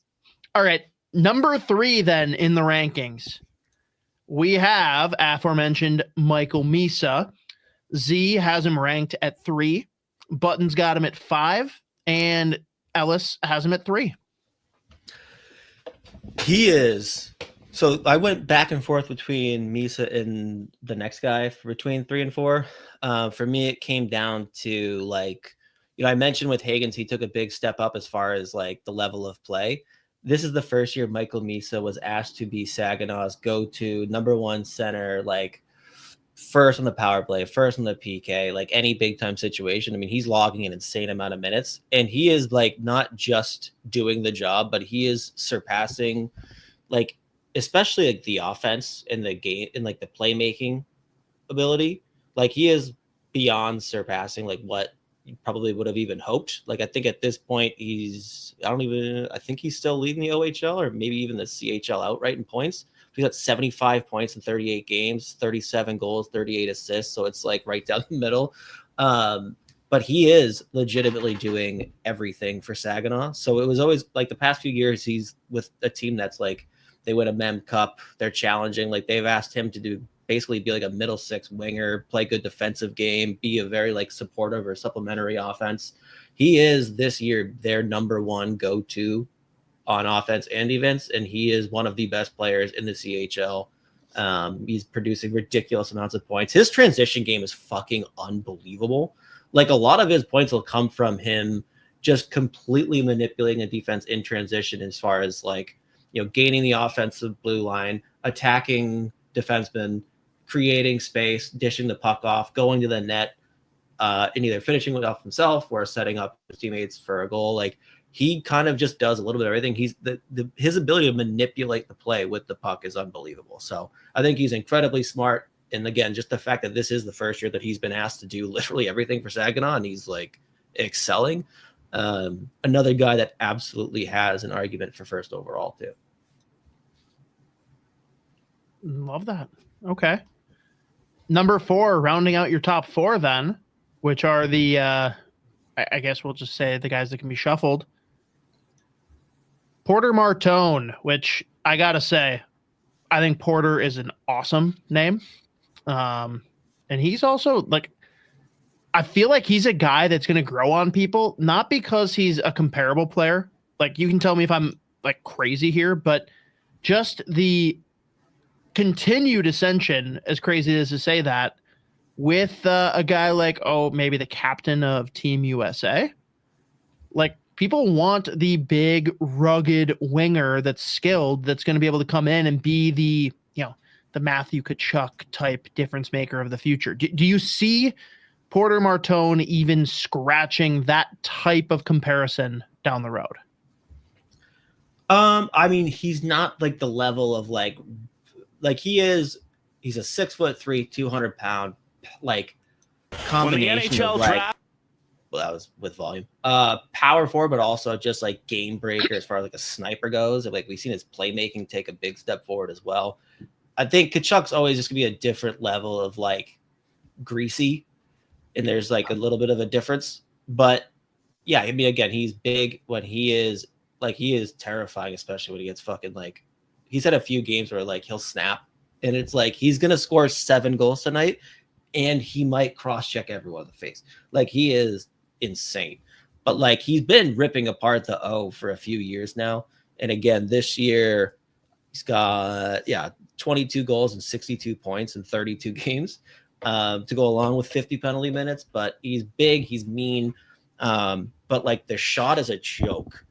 And again, the playmaking this year has been another level that we haven't seen before. Like the plays that he makes with his hands, like seemingly under pressure. And then I mean, the last clip was literally him chipping the puck over a fucking defender in transition, taking the puck back down, and then taking the goalie. Like, the hands are insane. And again, the second he gets any separation, he's going to score. He doesn't need a whole lot of space to get a shot off too. He's extremely creative. Like, and also like his problem solving under pressure, where it's like he wants to do one thing, all of a sudden he's got like 2 guys all over him. His ability to like change what he's about to do and manipulate play that way is very impressive. Like, it's not a guy where it's like he has this one thing that he wants to do right now. All of a sudden he's got a pressure. He can't pull that play off. He's always been able to find a new or something else and convert. And like, he just like, every time you watch him, almost all of his points where it's like, he is a fucking game breaker, where it's like, you got nothing going. If you just give him the puck one time, he's probably going to score or set up a goal. So he's really fun. Like, his highlight reel is incredible. And it's just like another guy that absolutely deserves to be in that number 1 overall conversation. And I think like, just given the size and the fact that he can play like super physical, he's not going to back down, not afraid of pressure, but like the game breaking is going to have a lot of teams wanting to like jump up and make that pick at first overall. So he's right there in the conversation. Again, my top 4, you could on any other day, I might have any of those 4 in my first overall spot, but he's fucking fun. You would put Martone 1. I could put Martone 1. Yep. Okay. Absolutely. But yeah, he's fucking awesome. He's such a fun player, dude. No, fair enough. So that's a pretty firm line then that you're drawing after these 4, right? We're kind of entering a new tier. Mm-hmm. Okay. So here's a guy that you weren't nearly this high on when we did our way too early rankings. And to be honest, this is the first time I've seen you even scratch putting him this high. I think last time we talked about this, I had him around 6, 7. Did you really? I didn't think so. You're probably right. We've got Jackson Smith, left-handed defenseman, Tri-City Americans. Z has him 5. Button's got him 12. And Ellis has him at 6. Z, why has Jackson Smith continued to climb your ranks? Yeah, for me, so Jackson Smith, left shot D-man. He's a 6'3", 109 pounds. He's a really fucking good skater at his size. He is super physical. He's very mean, and he's shown a lot more offense this year than he has in years past. So like, I think he's incredibly smart. And when you just look at the foundation as far as the size, how well he defends, how smart he is, and how well he skates, for me, it's almost like he's at the very least a 4 in the NHL. And given the fact that like he's really grown his game already so far this season, specifically as far as like his transition play, jumping up and joining the offense, like not just being someone that's going to shoot it from the blue line, but like legitimately manipulation, puck skills. And again, that big time, like just his ability to move through the neutral zone, the transition play has been really impressive. So I think there's so much room for a kid like Jackson Smith to grow. And he's got a lot of like those like intangibles or things that you just obviously can't teach, like size and like the combination of the size and the skating, but how smart he is. There's so much upside there that, like, again, the fact that he's probably at the very least a 4 in the NHL for a long time, and he's only going to get better. For me, it's a no doubt top 10 guy at least, and I like him as much to put him at 5. But he's a very fun. He's a fucking awesome player. So I'm excited to see him like continue growing the offensive skill set, especially just like more power play time, and how good he is in transition already, and then just like when to stay, when to go, learning more about that. Like he's fun. So I have put him at 5. Cool. Without saying any names, how many people would you say are in this next tier? We had our top 4. How deep does tier number 2 go? Probably down to for the next tier, you could have arguments for probably 5 or 6 guys. So 5 through 10 or 11. 5 through 10, yeah. Probably 10. Yeah, 5 through 10, right. probably. All right, 5 through 10. Fair enough. Well, let's move on then to number 6 on the list. We have the sibling of Slippery Pete out with the San Jose Sharks. What an incredible picture you picked here, Mateo. Well done. I love this. Great look. Anyone that's listening to the podcast, you have to go check out YouTube for this picture alone. Z puts him at number 6. Button goes 9. And Ellis, the highest here. I think this is the first time someone's been higher than you, Z, with 5 for Victor Eklund. What can you say about this majestic beast? He is so much fun. For his style of play, which is almost like a dynamic power forward mold, he's so much smaller than like that type of player. Like he's like 5'10", 160 something, 170 maybe, but like insanely physical, unafraid, especially playing in the Allsvenskan for Djurgården. Going up against, like, again, we've talked about this in the past with like guys playing like Swedish juniors or whatever. Going up against like ex-NHL guys or guys that choose to stay in Sweden. He's like right around a half a point per game, which is incredible. He is becoming one of the better players in the Allsvenskan already. So he's got a ton of offensive upside. Like his shot generation and like shot assists where he's setting guys up has like skyrocketed this year, but like he's also adding this dynamic off the rush where like there's a bit of a playmaking, but he's also just got this incredible weapon of a shot that he can release, super deceptive with it. He's again like a really good in all 3 zones guy. Like he's playing insane minutes for how young he is in the Allsvenskan, and he just plays with this nonstop like diabolical motor where like I don't know if he's ever been, again, I don't think he's ever like been out of breath. Like he's just flying around at all times the whole game, and he's just like, when you watch the goals that he scores in a variety of ways where like there's been plenty where like on a breakaway, the skill with the goal, like waiting out goalies, making them look stupid. He scores from distance. He's got tip in goals. Like he's like 5'10", 165 pounds. He's like net front, like bodying 6'4" big dudes. So like, I think there's a range of outcomes for his upside, and you could fit him anywhere in your top 6. Or like a middle 6 scoring winger that you want to play a little bit like defensive as well. Like there's just a whole lot of outcomes for him, and the upside is crazy high just given how good he is already.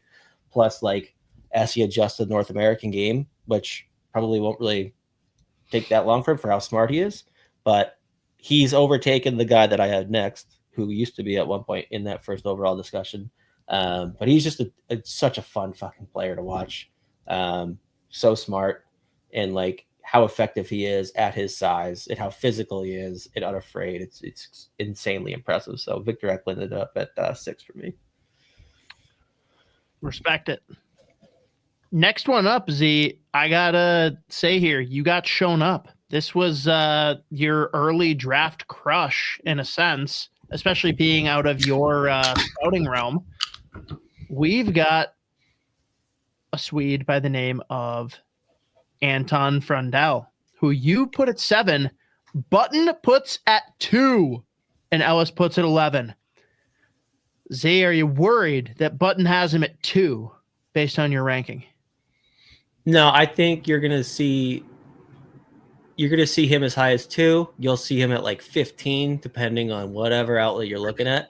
So obviously his track record over the last few years, he's just like been one of those guys. I mean, even when we first started talking about the drafts in our way too early conversations about the 2025 NHL draft, like he was in that category of player that was challenged first overall. He's just missed so much time with injury. And then the more you watch him, like, especially with Team Sweden, and the fact that he's played on the same team and usually on the same line as Victor Eklund at the club level, you kind of realize how much like Eklund is doing as far as like the heavy lifting goes. But Frundell, he's like 6'1", 6'2", plays a really good two-way game, skates pretty well. He's got an absolute weapon of a shot. He can score from distance. He always has. The big concern has always just been now like how much of his offensive output has been from him being like bigger, stronger, more athletic than everyone his age forever. And now that people have caught up, is it a little bit more of a level playing field now? That being said, he's still got an insane amount of upside. He's going to go high in this draft regardless. Like he's going to be in that, like there's, I would imagine that pretty much every NHL team has him in that conversation still for first overall, just given how good he's been for so long. I would just say again, like, he's actually playing really, really well. He's got a bunch of points recently in the last probably 2 or 3 weeks in the offensive since he's been like fully healthy. I think he had a big time knee surgery in the offseason too. But again, I just going back as he was out and we were trying to evaluate like tape early on in the year, you kind of like the more you watch, you just realize like a lot of it was like a lot of the heavy lifting and playmaking was coming from a guy like Eklund. He was like, and Frundell was proven to be the finisher. That being said, there's still tremendous upside. He's a really good 200-foot player. Last year, I think he played 8 or 9 games in the Allsvenskan as a double underager. And I mean, he was playing like a fourth line role really well. So he's big, he's physical, and he does have that, like, you see those moments of game-breaking upside at times, not consistent enough. And again, there's a reason that he did not make the World Juniors versus a guy like Eklund who did. So that's why I have them back to back now, but he's still in that conversation. He's fallen out of it for me personally, but like scout wise across the league, he's going to be talked about as a potential first overall guy. But like, given how much time he's missed the last couple of years, it's always tough to evaluate. And then like, you only have so much tape to watch and kind of like make your rankings, and like watching tapes of the last few years, like, oh, well, Eklund has been doing a whole lot of the play, but he's still a fucking awesome player. Very fun to watch. And he stayed healthy since he's come back. Hopefully he stays healthy. And who knows, he could be back in that top 5 conversation again. Okay, fair. Next guy up is the first one that I can say without doubt will end up on the all-name team segment that we do right before the draft every year. Well, second year running, but whatever, that's not important. We've got Roger McQueen, and this is only the second in this, and I don't think there's another one after this. Unanimous, 8s across the board. Like, do we just give him the 8 ball? Is this Ovi? What do we get from the 8s? Well, 8 ball, that's more of a Kuznetsov allegation. But I couldn't help it. Have to. This is really tough to gauge because this is, again, he was right there with Frundell in the conversation with those other guys for potential first overall at the start of the year. He's only played 8 games this season. He's been out with injury, but in those 8 games, 8 goals, 3 assists, 11 points. Wait. 8 games, 8 goals, 888. Loves it. What? I'm set. Yeah, that's all we need. But like I would say towards the end of last year, the WHL, and again, like in the like playing for Team Canada, and then what we saw those 8 games, like he has like the big concern with him is I think he's 6'3", 6'4". He's a big dude. There was always skating concerns. His skating, as far as like not just the speed, but like the mobility. I don't know what the fuck he was doing the past like 12 months, but it took a big step at the end of last year into the summer. And he also really evolved his like playmaking, where like, yeah, again, like 8 goals and 3 assists in 8 games. It looks like he's like just a pure goal scorer, but like he looks like a dynamic offensive 2-way center. And he is no doubt a center at this point, just given how like his game evolved through the course of last season and the few games that he played this year. So I'll be curious to see when he gets healthy again, because like if he just picks up where he left off, he's going to be right back in the conference. He's going to make that potential first overall contender list longer again. But he is very fun to watch. And he's another guy too, where I think he realized how much bigger and stronger he was eventually, like a little bit later. And like when he's like, he can do that dynamic power forward. I am bigger than you. I am going to score. And if you get in the way, I'm going to run you the fuck over. Like, get out of the way. Like, he figured that out towards the end of last year too. But I mean, it just sucks that he got hurt so early. He's played so few games. But I mean, there you go. Like 8 goals in 8 games tells you plenty. Awesome. But he is one of those guys too, that one of the traits that you don't see a lot in these young players that like is very fun is when you can't give them a bad pass. Like they can take like a fucking just chunky meat sauce pass up the middle. He is gonna take it down and like through his legs, settle it, and then just take it. The Crosby or the Hossa? Yes. Like I feel like those are the 2 players that everyone says like, yeah, you can't give them a bad pass. It's great. Like it's unbelievable. Like those. I can't believe that I just said something nice about the scumbag Marian Hossa. Hope your skin's feeling okay, buddy. Ouch. But yeah, no, I love that in players when they can like just throw. Like I remember last year when I was cutting tape coming into the year, there was one that like his defenseman sent him just a scud missile like hip high, and he just like without looking batted it down behind his back, and then just reached with his left hand and pulled it back in, and then just fucking danced them out of their shoes and went to the net and scored. I was like, oh my god. But like those players that you just can't give them a bad pass, there's so much value in that already. Just like, especially off the rush. But he's a very fun player. It just sucks that he got hurt. That very much sucks. Number 9 in the ranks. A little bit more dissension here across the ranks. We've got Lyndon. Is it Lakovic? Am I pronouncing that correctly? I've heard both. Lakovic. All right, one of the 2. Z obviously has him at 9.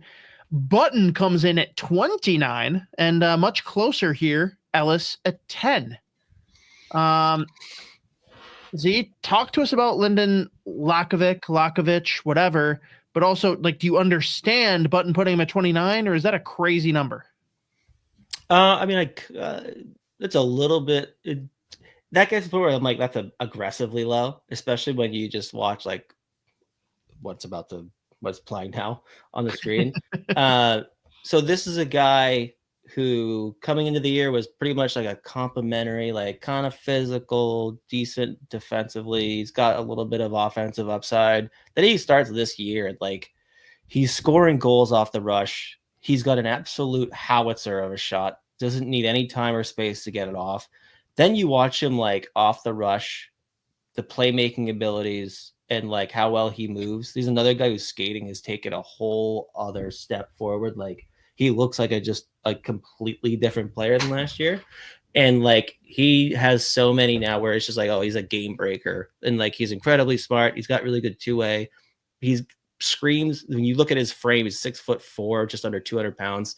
And he just looks like he would be just a like animal power forward, but the finesse game that he has and how agile he is at his size is incredible. So he's got that game breaking ability. He can score goals from distance. He can in tight. He can off the rush. He can also, there's also a ton of playmaking in his game too. And he's incredibly smart, and there's two-way ability. So he's another guy that's like, I think he'll go very high. He's, for me, a no doubt top 10 guy. But like the progression from last year to this year has been insanely impressive. So I like love what I've seen from him so far, obviously putting him at 9.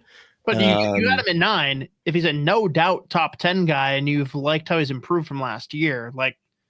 Well, last year I would have had him probably like 29. No, right. But like to say he's a no doubt top 10 when he's like barely hitting your top 10 is interesting. Like, I guess, are we going with, again, this is the tier? Like, this tier is just what it is? Yeah, I would say there's that few guys where I feel comfortable putting him at the top of that. Like, there was no way he wasn't going to be in my top 10, I guess. All right. Fair. I can accept that. Moving on then to number 10 in the 2025 top 20 rankings. Caleb, and I'm not even going to pretend that I know how to pronounce that last name. Desnoyers? Is it Desnoyers? I have no idea. I like it. I like it. That's way better than how I might have said it. Desnoyers. Desnoyers. No, go full Pittsburgh. Desnoyers. Fucking brutal. But yeah, always. Well, not really always tough. Sometimes. Well, I was gonna say it's too much of a blanket term to say always tough to gauge. But like it's QMJHL, very different league compared to the O and the Dub. I don't know, dude. QMJHL goalie single-handedly beat Canada. So sorry, Isha. But I mean, like, especially when you watch the first few clips that have been thrown up here, his ability to just like get through the middle of the ice under pressure, just not lose the puck is impressive. A lot of times it's like, also, I just realized the title of this Minnesota Wild versus Coloado. There's no, they left the R out. It's so funny. I just noticed that as I was talking. I was like, you know what though? Like half of the like redneck Colorado fans, country bumpkins, they'll just hammer the keyboard and it's Coloado. Coloado. Yeah, exactly. Coloado. But anyways, Caleb Desnoyers, really good two-way center, 6'2",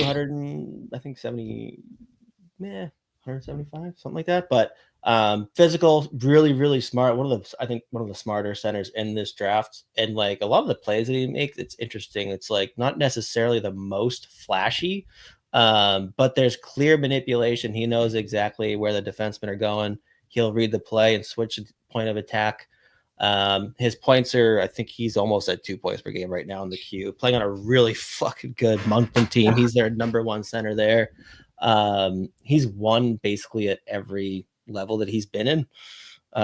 So, I mean, I think it's always interesting how much teams like take, like, oh, he's a proven winner. He wins at every level, blah, blah, blah. But he is super smart. I like his physicality. He's got two-way ability. He's just a solid player. So I think when you look at this year's draft, he's another guy that gives you a good idea of like there is legit upside that he should hit. His track record's really good. He's got really good offense to go along with his two-way game. But I mean the points this year, I gotta pull it up actually. I have to pull up his points. Oh yeah, 60 points in 37 games. Not bad. But yeah, 7 minutes as a center, which is nuts. But like he's out there pretty much the whole PK, the whole power play. Again, factoring all three zones, good skater, really, really smart. Kind of just does a little bit of everything on the ice, which there you go, explains why Button has him at 6. A little bit rich for me, obviously, but like 10's not that far off. So I think he's another guy that you feel good about. He's got a very high ceiling and a pretty high floor too.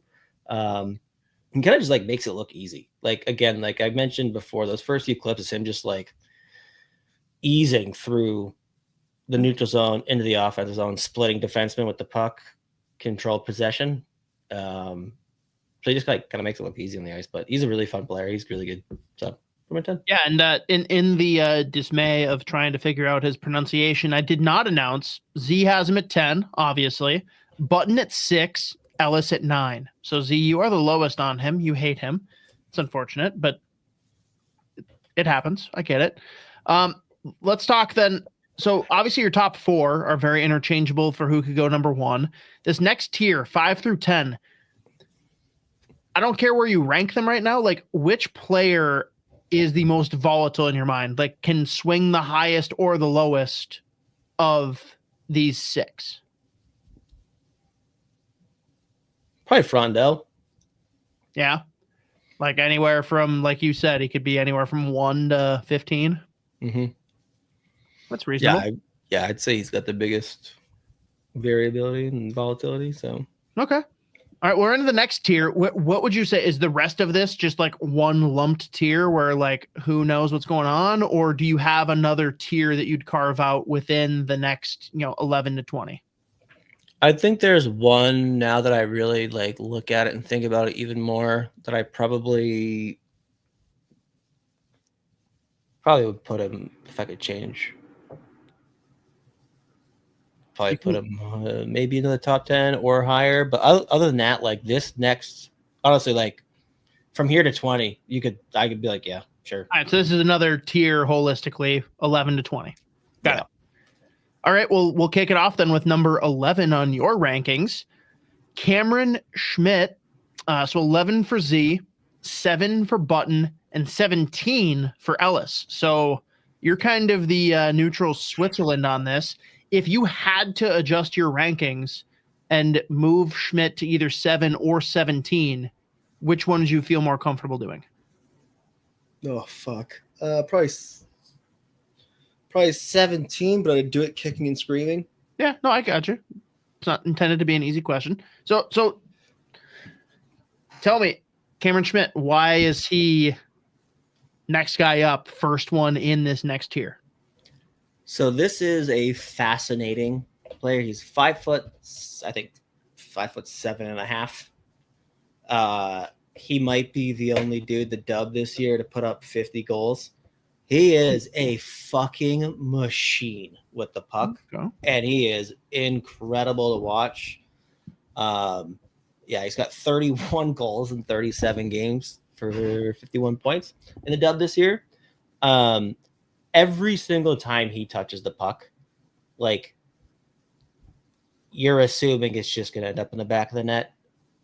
His movement away from the puck as well, and like for a guy his size, yes, he's got a nonstop motor, but like he is physical and like he is looking to get involved in like all of it. He is running around like, I am about that life. I want all of the smoke. By the way, I will also score a goal per game.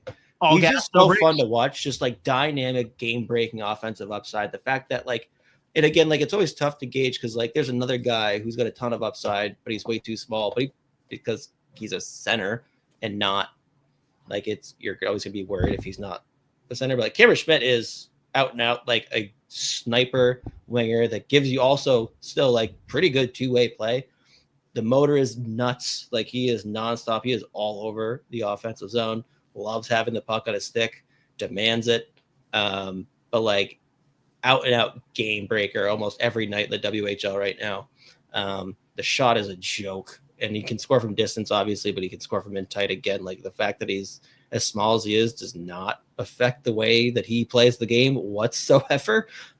So he is very fun. I think my buddies over at EP had him at like 7 or 8 in their December ranking. I think they just did a new one, so we'll see where he ends up there. I don't really expect him to be that far off. But the offense is ridiculous, and like how smart he is, and like just his approach to the game at his size is incredible. So I think he is going to be an incredible player in the NHL despite that size. And I mean, when you're 5'7" and change, there's a reason that like he even gets mentioned, not just in the first round, but like top half of the first round, almost consensus. So he's awesome. He's so fun to watch. Like, I don't think I've ever had a game where I watch Vancouver. Like, I don't go 5 minutes without noticing Cameron Schmidt. He is incredible. Okay, fair.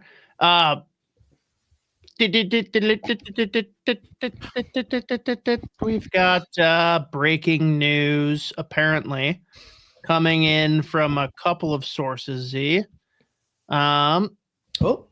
We've got coming in first from Cole.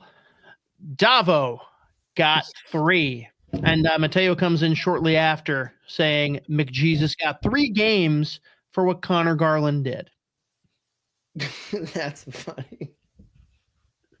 There you go. We have to erase the first hour of the fucking podcast.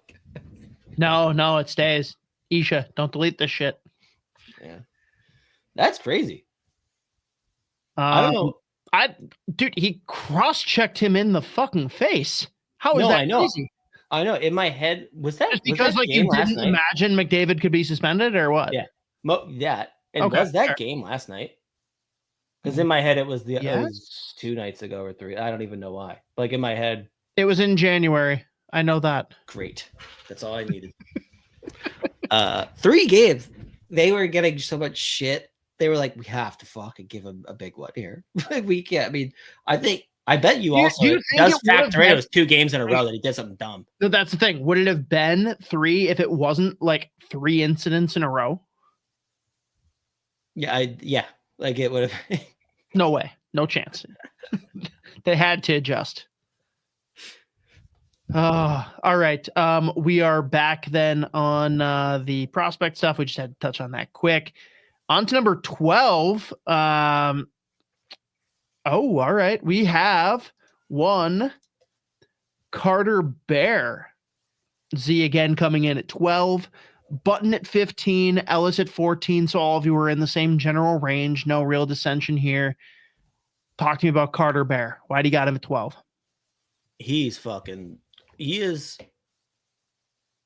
a player that whoever drafts him will immediately be like, he is our favorite prospect. I think he is like, when you just like talk to scouts or just even just like team management in the NHL, he plays that style where it's like he does literally everything and he's got the offensive upside, but he plays the most reliable, hardworking style you could possibly imagine. So like, that's what I was mentioning before. If I could put him, probably I would have gone up a spot. I probably would have swapped him and Schmidt, to be honest.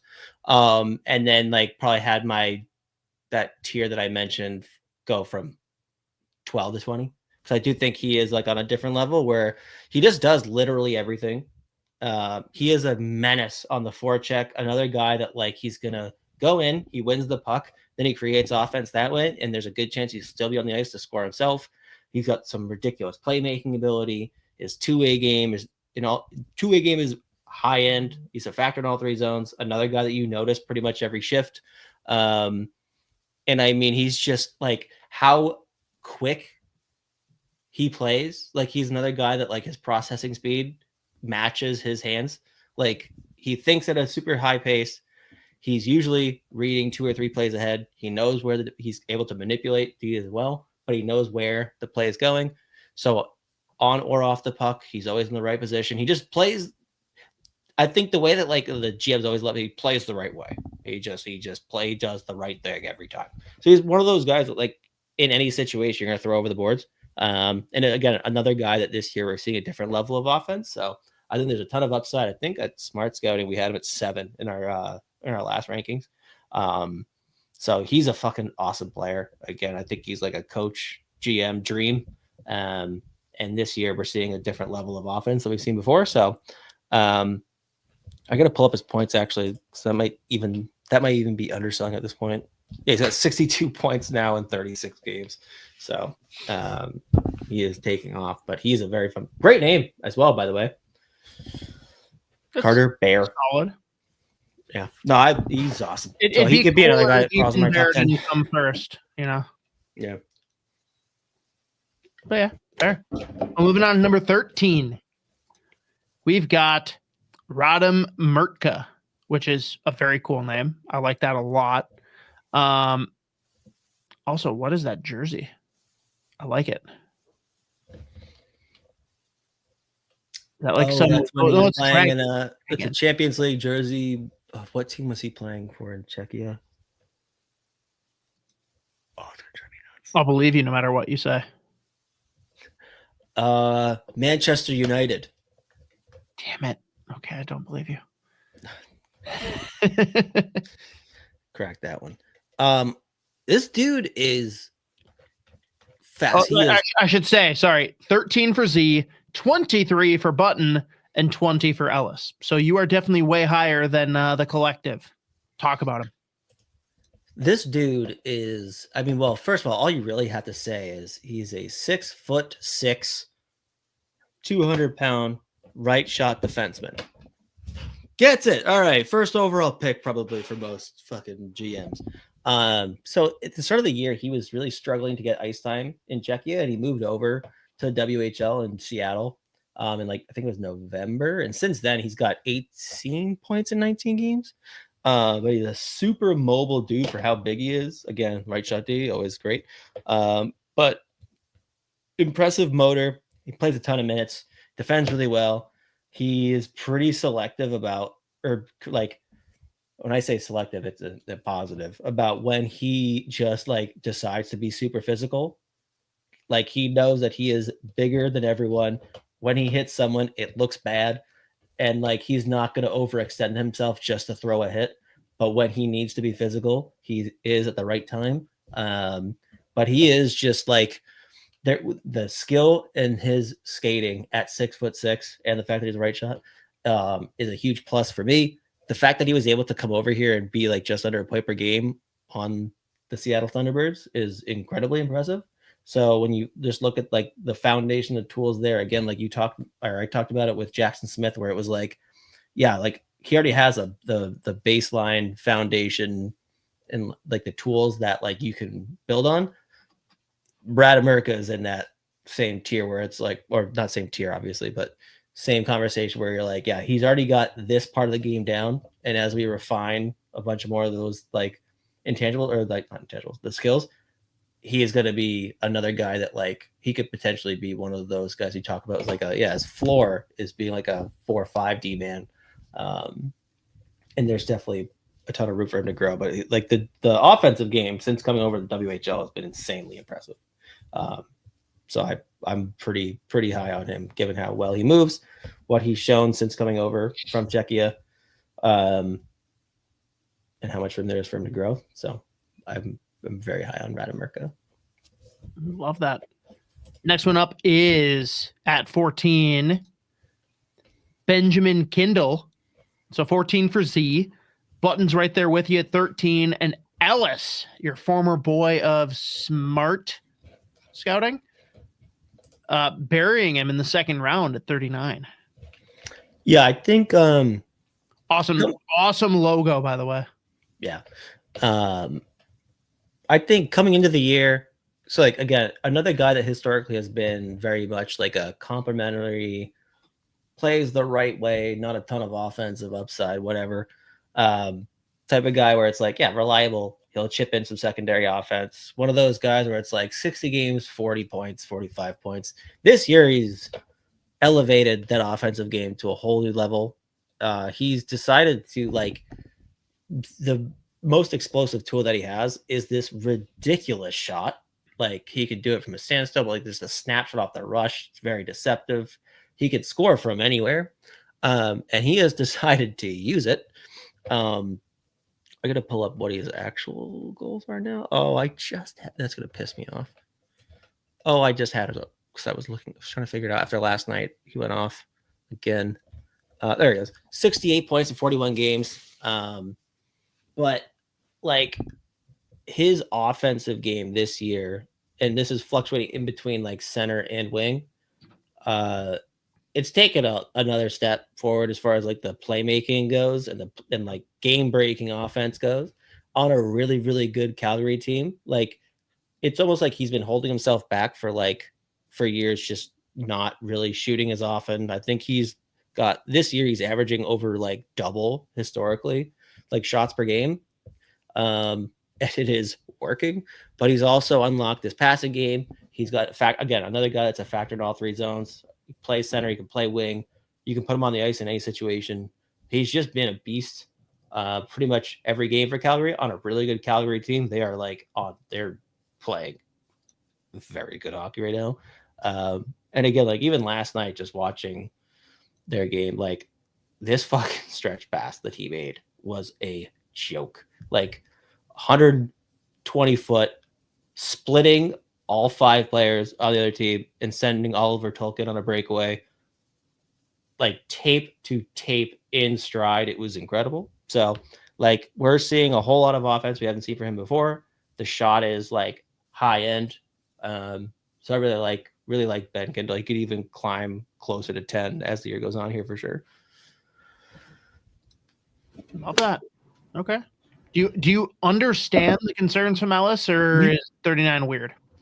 No, that's yeah. I would say this is the first year we've seen him really like break out with the offense, like, and look like a potential like top 6 forward. This is the first time we've seen it. So, but like what he's doing is like a lot of his points are coming from him playing a style that he's probably always been capable of playing. But now he's just like going out. Like I think I talked about this a couple years ago with Willander, where it was like, dude, you have all the tools. Like why? Like you're not just like holding yourself back. But he is experimenting now and trying things that like he probably always been capable of pulling, like plays that he's always been capable of pulling off. But he's like now showing that he wants to go out and use it. He's got the reins to do it, and he's executing, and it's been very fun to watch. So I'm a big fan of Benjamin Kendall. All right, moving on to number 15 then. We've got Malcolm Spence. Left wing, Erie Otters. Z's got him at 15, and he's actually the hater in the group. Button's got him at 11. Ellis has him at 12. Talk Malcolm Spence to me. I think last time, or the first ranking that we did, I think I probably had him at 6. And like, he hasn't really done anything for me to warrant like dropping him all the way down to 15 or anything. Sure. He's such an interesting player. I think he'll probably end up going like, I'm guessing he'll probably end up going top 10. Let me pull it up. Yeah, 46 points in 39 games for Erie so far. He is like the NHL mold power forward. Like he is big, he's mean, he loves to drive the net, and he is capable of doing that. That's been his style forever. It's almost just like he'll make a few flashy plays here and there, but nothing that he's never really. There's only been like a handful of times where he does something where it's like, oh, he just went like my favorite phrase, SportsCenter top 10 mode. Yeah. But it's just effective, and he plays a good two-way game. So I think like given how big he is, his approach to the game, he's going to go super high in this draft, and like justifiably so. Like he's one of those guys where I do question like the ceiling, but the floor is like he's got one of the higher floors in this draft. So like for me, I was like, I feel good about putting him right in the middle of the first round. So I put him at like 15. I'll probably have him anywhere from like 12, 13, 14, 15, 16. But like really good player, like plays a very north-south game. You know what you're going to get. He's going to be effective. And he just plays such an NHL power forward style that like I think he's going to be a really good second, third line guy. Put up good points, super physical, reliable at the other end of the ice too. I just always have questions about like just how high is that upside. So that's why I don't have him in my top 10 anymore. But really fun player, like awesome. Super fun. Okay. It's just so fun. We're having fun. This is fun. F is for friends. What was it? Family Guy? Oh yeah, Family Guy golf. Family Guy golfing. Like this is fun. We're having fun. All right. Number 16. Z's ranking is 16, and we're all pretty tight here. Button 14, Ellis 15, Justin Carbonneau, right wing for Armada. Yeah, it's what's the full name of the team? Blainville Breeze Brand Armada. I don't even know how to actually say it. But he's got a ton of high end attributes to his game, like good skater, really good shot. Plays with an edge. He's got decent enough size. Likes to make a lot of those big flashy plays. A lot of times he just gets caught trying to do too much, but he's got like a ton of upside. You always worry about him trying to do too much pretty much like every time he jumps on the ice. So just the hockey sense you're always going to have questions about. It's always interesting though. Like you listen to people talk about him, like one person will say, yeah, he's trying these plays where if he pulls that off, he looks like the smartest player on the ice. But like when he loses the puck there and it's going down the other end, he looks like his hockey sense is -7. So depending on who you talk to, you might have a very different answer on like the hockey sense part of it. I think just given the foundation as far as like the skills and upside, the fact he skates as well as he does, he's a really good player. He's got a ton of upside, lower floor for me personally. So I put him at 16, but like a no doubt, again, same thing I talk about like Malcolm's plans, like right in the middle of my first round, I feel comfortable. I know there's probably gonna be guys that haven't flirted with top 10. There's gonna be guys having him way too low. So for me, it was just like, I feel good. Another guy I feel good about putting right in the middle of my first round right now. Could be a little bit higher, could be a little bit lower, but there's always gonna be a little bit of a risk factor. But the ability and the upside as far as his skill, the shot, and how well he skates, is always there. So he has the upside of like a top 6 scoring winger. It'll be interesting to watch him progress.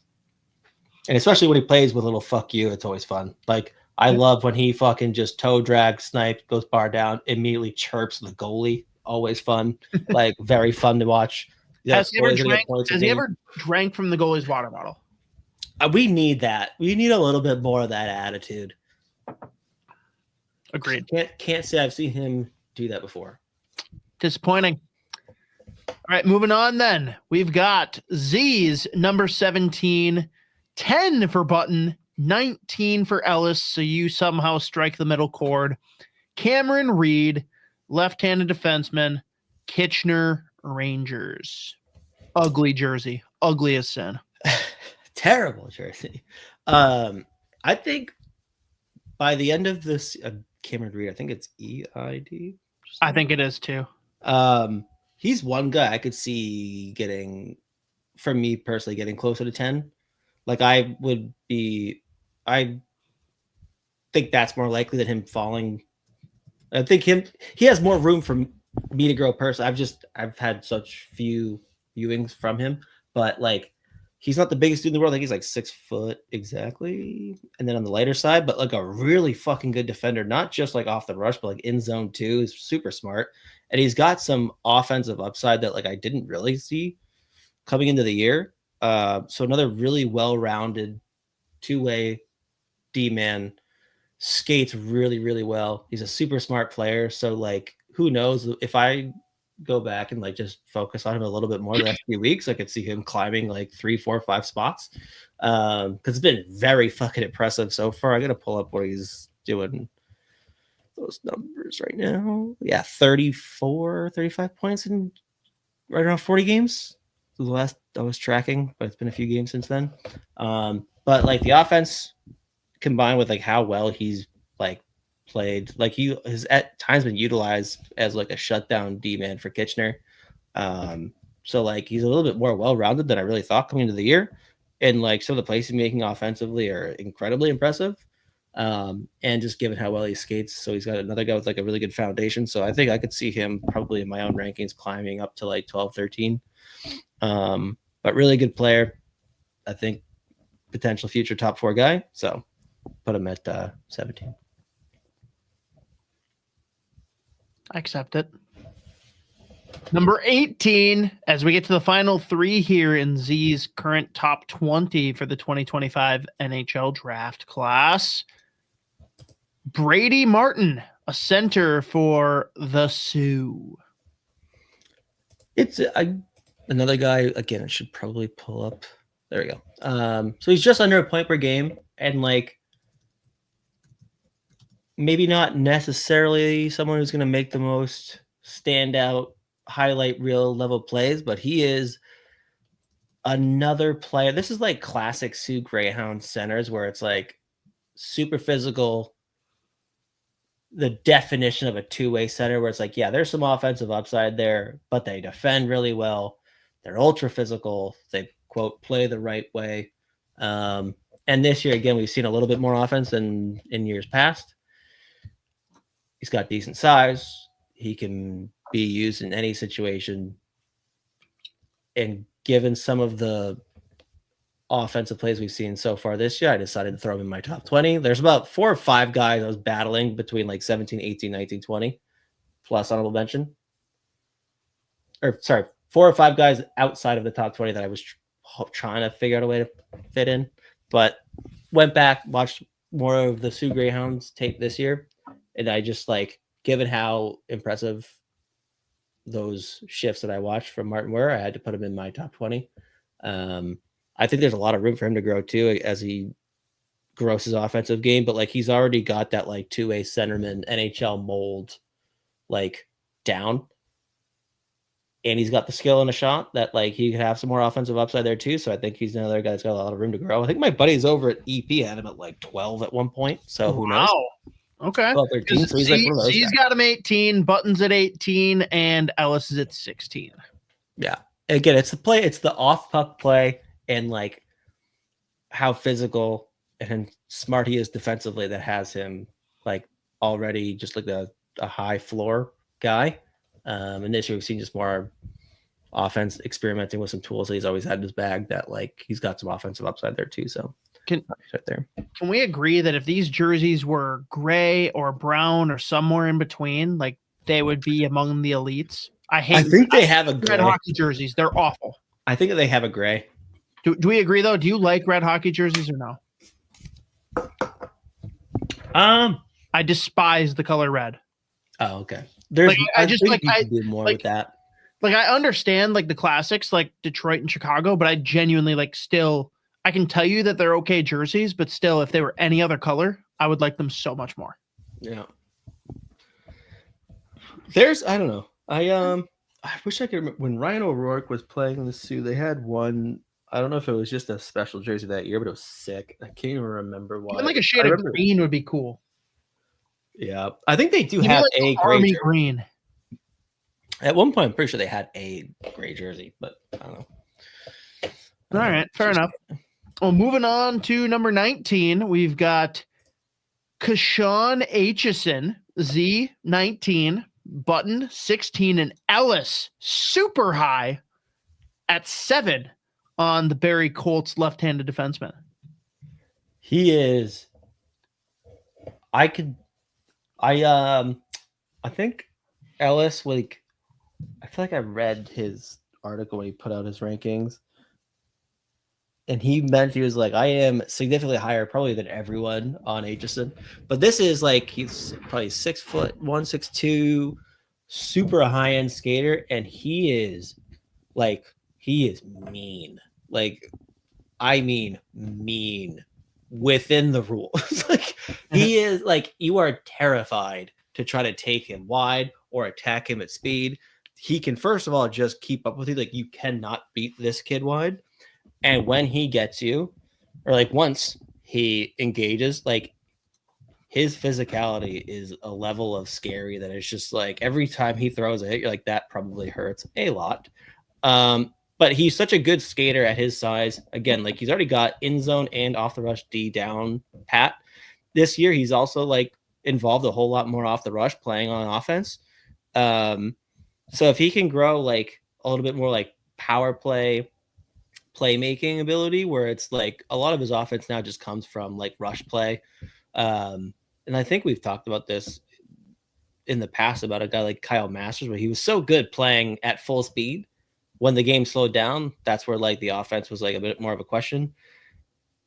Aitchison has a little bit more just like offensive instinct, but so much of his play comes from like or comes at full speed. So I'd like to see him in a little bit or like grow his game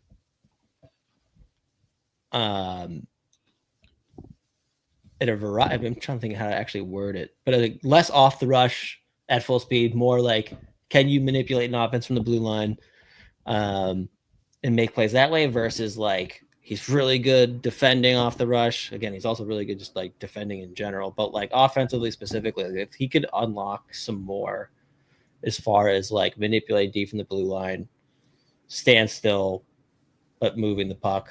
Like right now, so much of his offense just comes from him like breaking up plays and then joining the rush offensive as a trailer, or like he's a really good transporter in general. But I think if he can unlock some more offense, just like be a potential like power play guy, like he's easy top 15 for me.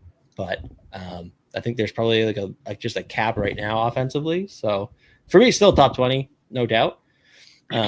He was one guy. I think I had him. I think I put him at 19, and I was trying to plug in 18 or 17, 18, and 20. I was like, I'm putting him at 19 just to make sure that he is beyond doubt. Is 7 from Ellis unhinged? That's a little bit. I mean, like, I don't think I'll get that high, but like, I do get it. Like his size, how mean he is, how physical he is, how well he skates, how well he defends already. He's got like a super high floor probably already. So like, I get the, again, Rich for me, I doubt I'll get there, but like, I totally see buying in on all the tools in the upside. All right. Fair. Well, this rounds it out. The last player that squeaks in to the top 20 as of today, January 20th, 2025, for Spoke Z's top 20 in the 2025 NHL Draft. Jake O'Brien, center, also Barry Colts.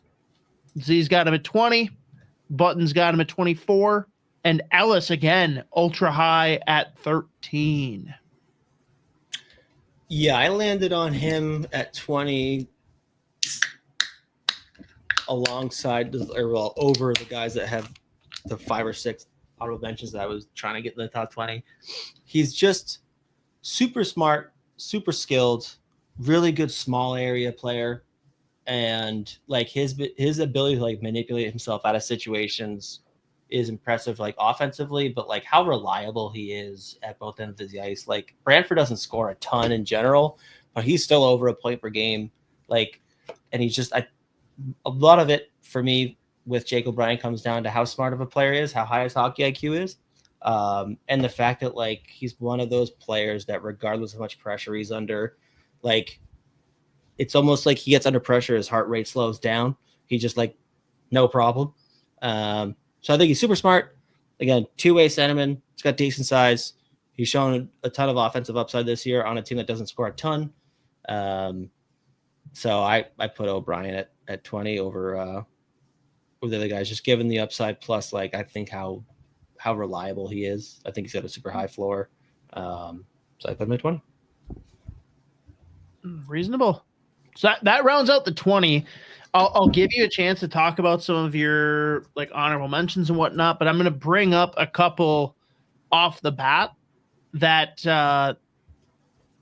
your proponents here, Button and Ellis, were higher on than you. So let's lead off with that. Let me pull up the sheet. Let's see. We've got Ellis had one of your honorable mentions, Blake Fiddler, right-handed defenseman, Edmonton Oil Kings, at 18 in his list. Button had Cole Reshny at 19 on his list. Let's see, nothing notable there. Barely getting in when you have honorable mention is Ivan Ryabkin, who you had as high as like, I think he was 4 in your initial rankings, which is crazy, especially looking now he's with the Muskegon Lumberjacks, so plenty to talk about there. We got 20 and 34 from Button and Ellis respectively. And one that was missing from your honorable mentions and rankings, maybe we start here, Z. What can you say about Jack Nesbitt, who one of these rankers is with you, shouldn't be in the top 20, and the other one disagrees? Yeah, wait, where did he ended up on Button had him 17. Ellis had him 37. Yeah, I mean, for me right now, he's probably closer to second round. I gotta pull up. I want to see. So I'm pretty sure at Smart Scouting, I think they had him. I don't think there's an R in there, but Smack. Yeah, I don't know. I think he's. Oh wait, where'd he go? Fucker! I literally just had the page up. But yeah, I don't know. I haven't watched as much Windsor this year. He is a really good two-way guy. Super physical.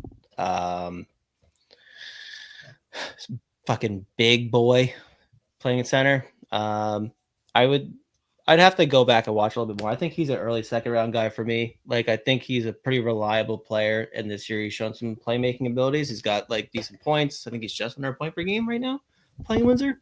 Let me actually just check. Yeah, he has 41 points, 44 games. I think for me, skating is always going to be a question mark, but like one of those guys that like what it takes a little bit for him to get the full speed, but at the same time he gets there, and he was pretty well for a dude that's 6'4". But like pretty reliable two-way guy. Questions about the upside. We've seen more of it this year than in years past, but yeah, no, I think he's probably early, mid, second round guy for me right now. Fair.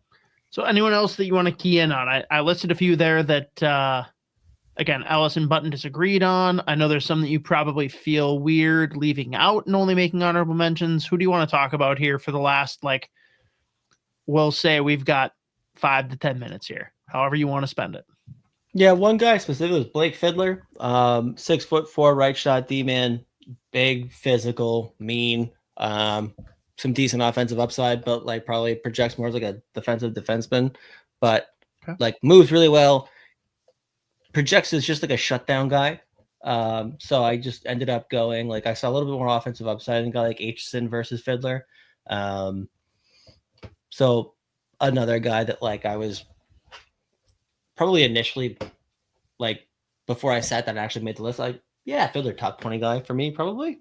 But again, he moves pretty well, 6'4", mean, really good defensively. But I ended up just going with a little bit more upside and a guy like Aitchison, like offensively speaking. So that was one guy specifically. And then who else was I meaning to? Oh, it was hard to keep Cole Reshny from Victoria out, another centerman. Probably a guy that you'll see someone have him as high as like 12, 13. You might see someone like tail under the first round, maybe even second round. But another guy that plays a really good all-around game, reliable two-way centerman, but like this year has popped off on Victoria. Like we've talked about the Royals last year and how well it did not go for them. Wait, how well it did not? It did not go. Got it. Okay. Yeah, takes you a second. But another, I think he would be one guy that, like, if I made this list again tomorrow, he'd probably end up in my top 20. He's really good for Team Kanta Halinka, really good all-around player, two-way centerman, like the upside. So he's going to be in a lot of top 20s and no argument there. And then just shout out to my Swedes. Arvid Drott, at least wanted to mention. I don't know if either one of them had them in the first round. It's a cool name. Yeah, great name. Fringe all-name team might get shifted out, but yeah, another U-guarding guy, decent size winger, physical, got some serious offensive upside and like just raw skill. Really good shot, very fun to watch. So at least wanted to mention him too. I got to ask then two specifically. One, because I'm always fascinated when there's a goalie that could go in the first round. Joshua Ravensbaron, which awesome name, playing for the Prince George Cougars. With I don't know if Wild fans are familiar, but a guy named Riley Heidt. Ranked 21 by your buddy Ellis, your former buddy Ellis. Is he the real deal? Like, is this a guy that should go in the first round in your opinion? Yeah, I think he's he's fucking huge. And a guy that walked on to a really good Prince George team last year. He had ridiculous numbers last year for like a underager playing in the WHL. I was surprised that it was Ivan Kovic who made the World Juniors team over Ravensbergen this year. Is it Bergen or Barron? Bergen. You didn't put a G. I left the G out. It's even cooler if it's Bergen. Ravensburger. Another guy for his size moves pretty well, but just like super smart. Like reads the play early, always in the right position. Takes a lot to beat him. So I like him a lot. So yeah, for me, I have him. I feel like he's probably a consensus first round guy for the most part. I don't know. But he's probably my first goalie off the board this year.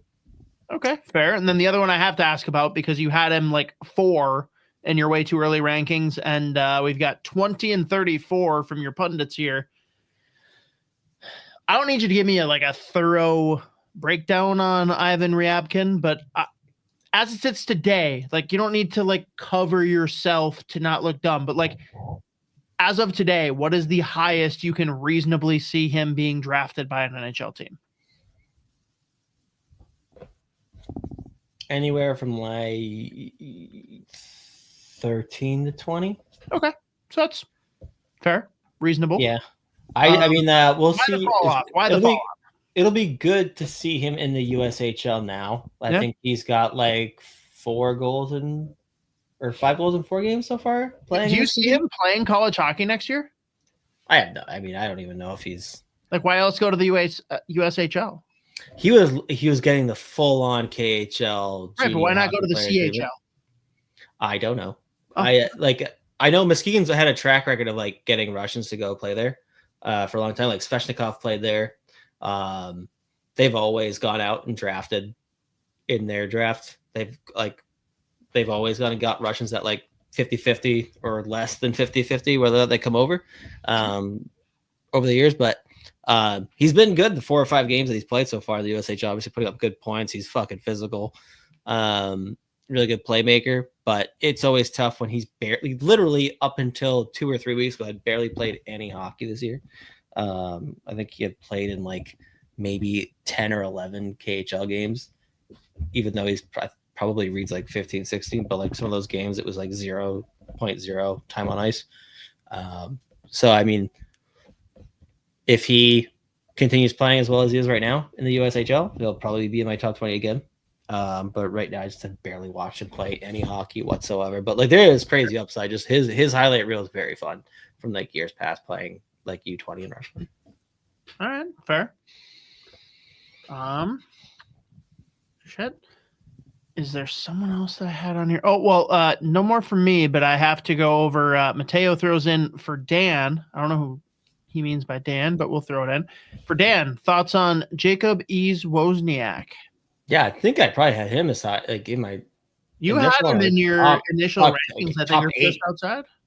I think top 6, 7, 8. He was maybe the 8 to 12 range at best.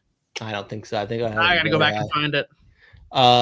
Yeah, I mean, he's big right winger. He's got a ridiculous shot. He's just been unbelievably average this year.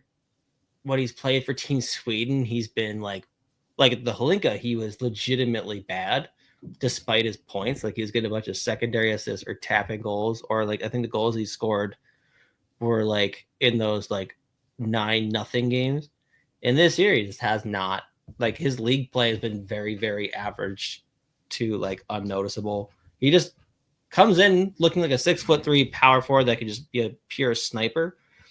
Haven't seen any of that whatsoever. I probably haven't strung together 3 viewings where one of those games he's really standing out. So it's just been a very disappointing first half here. First half plus, I guess. Okay. But yeah, he's just been. But when he is on, he can be someone who's demanding the puck and he can score from anywhere. His shot is a joke. It's sick. Mm-hmm.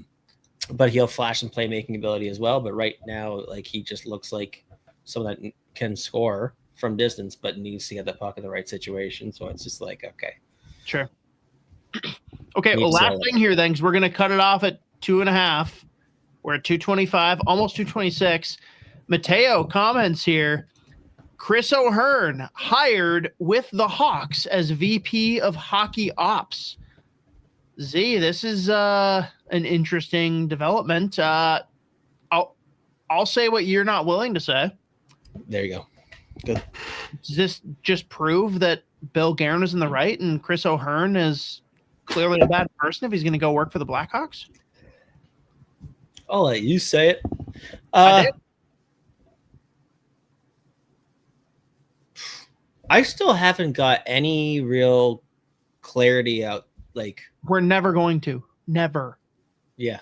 No, never. So it's weird. NDAs are a bitch. I wonder how bad it was. The fact that Russo is still so vocally in support of him tells me that clearly O'Hearn's not in the wrong with everything that went down. Right. Because I respect Russo enough to just blanket statement. Like if Russo's got his back, so do I. But it is like, it's unfortunate for fans that it is so hush hush, and that's never going to change. But again, the Blackhawks are the scummiest organization out there, so I had to make the comment I did, but I really didn't mean it. We're leveling the playing field, you know. Yeah. Fucking, there you go. Yeah, that is freaking crazy. Then you got the VP Hockey Ops. Is that what he said? The VP of Hockey Ops. Did I say VP? Vicky. Kiki. Yeah, I have no idea. It's that whole situation was a fucking mess. So it was weird. Well, it was a mess as far as everyone knew it was a mess and knew nothing else. That's like everyone's like, sounds like it was bad. Dude, all right, nothing came out. We're pivoting. We got 2 minutes left, and PBR Street Gang says Marcus Johansson, Declan Chisholm, and Matt Boldy are the worst players on the team. Z, how do we allow this to even be said? Also, there's 666 viewing right now, and that makes me very uneasy. We're moving past that. I'm sorry. First off, Johansson's been good this year, and everyone wants to hate him because LaPanta loves him a little bit too much. Declan Chisholm's been good, especially with David Jiricek, and the Matt Boldy slander is just ridiculous at this point. Z, go off. I don't know. There have been a few games where all three of them have had standout bad moments, but I mean, worst player on the team is crazy. Who's the worst player on the team, Z? No. Yeah. It's too good. I thought I could get you. They're not even in like the conversation. That's what I'll say. Agreed. Those three. Blanket. Agreed. Especially throwing Matt Boldy in that conversation is nuts. Yeah, it's just say you're mad at him. Just say you're mad at him. Just say you're mad. Doesn't have to be worst player on the team. He hooked up with your sister, never called her back. I understand you being mad. Took her out for a nice seafood dinner and never called her again. Dorothy Mantooth is a saint. But guess what? We can't end on that quote, Z. We have a way better one here loaded up from Cole. But I got to say, everyone, this week, tune in to Fellowship of the Rank. Awesome interview with Nick Bugstead prior to the Wild hosting the Utah Hockey Club. I will be out there. If any of you will be attending, hit me up. State of Hoppy on Twitter. DM me. Let me know. Happy to grab a beer with you during, before, after, whatever. And everyone, get you some barrel theory at the rink. Take pictures, send them out, tag me. I will share them. But please check out the Bugstead interview. He's awesome.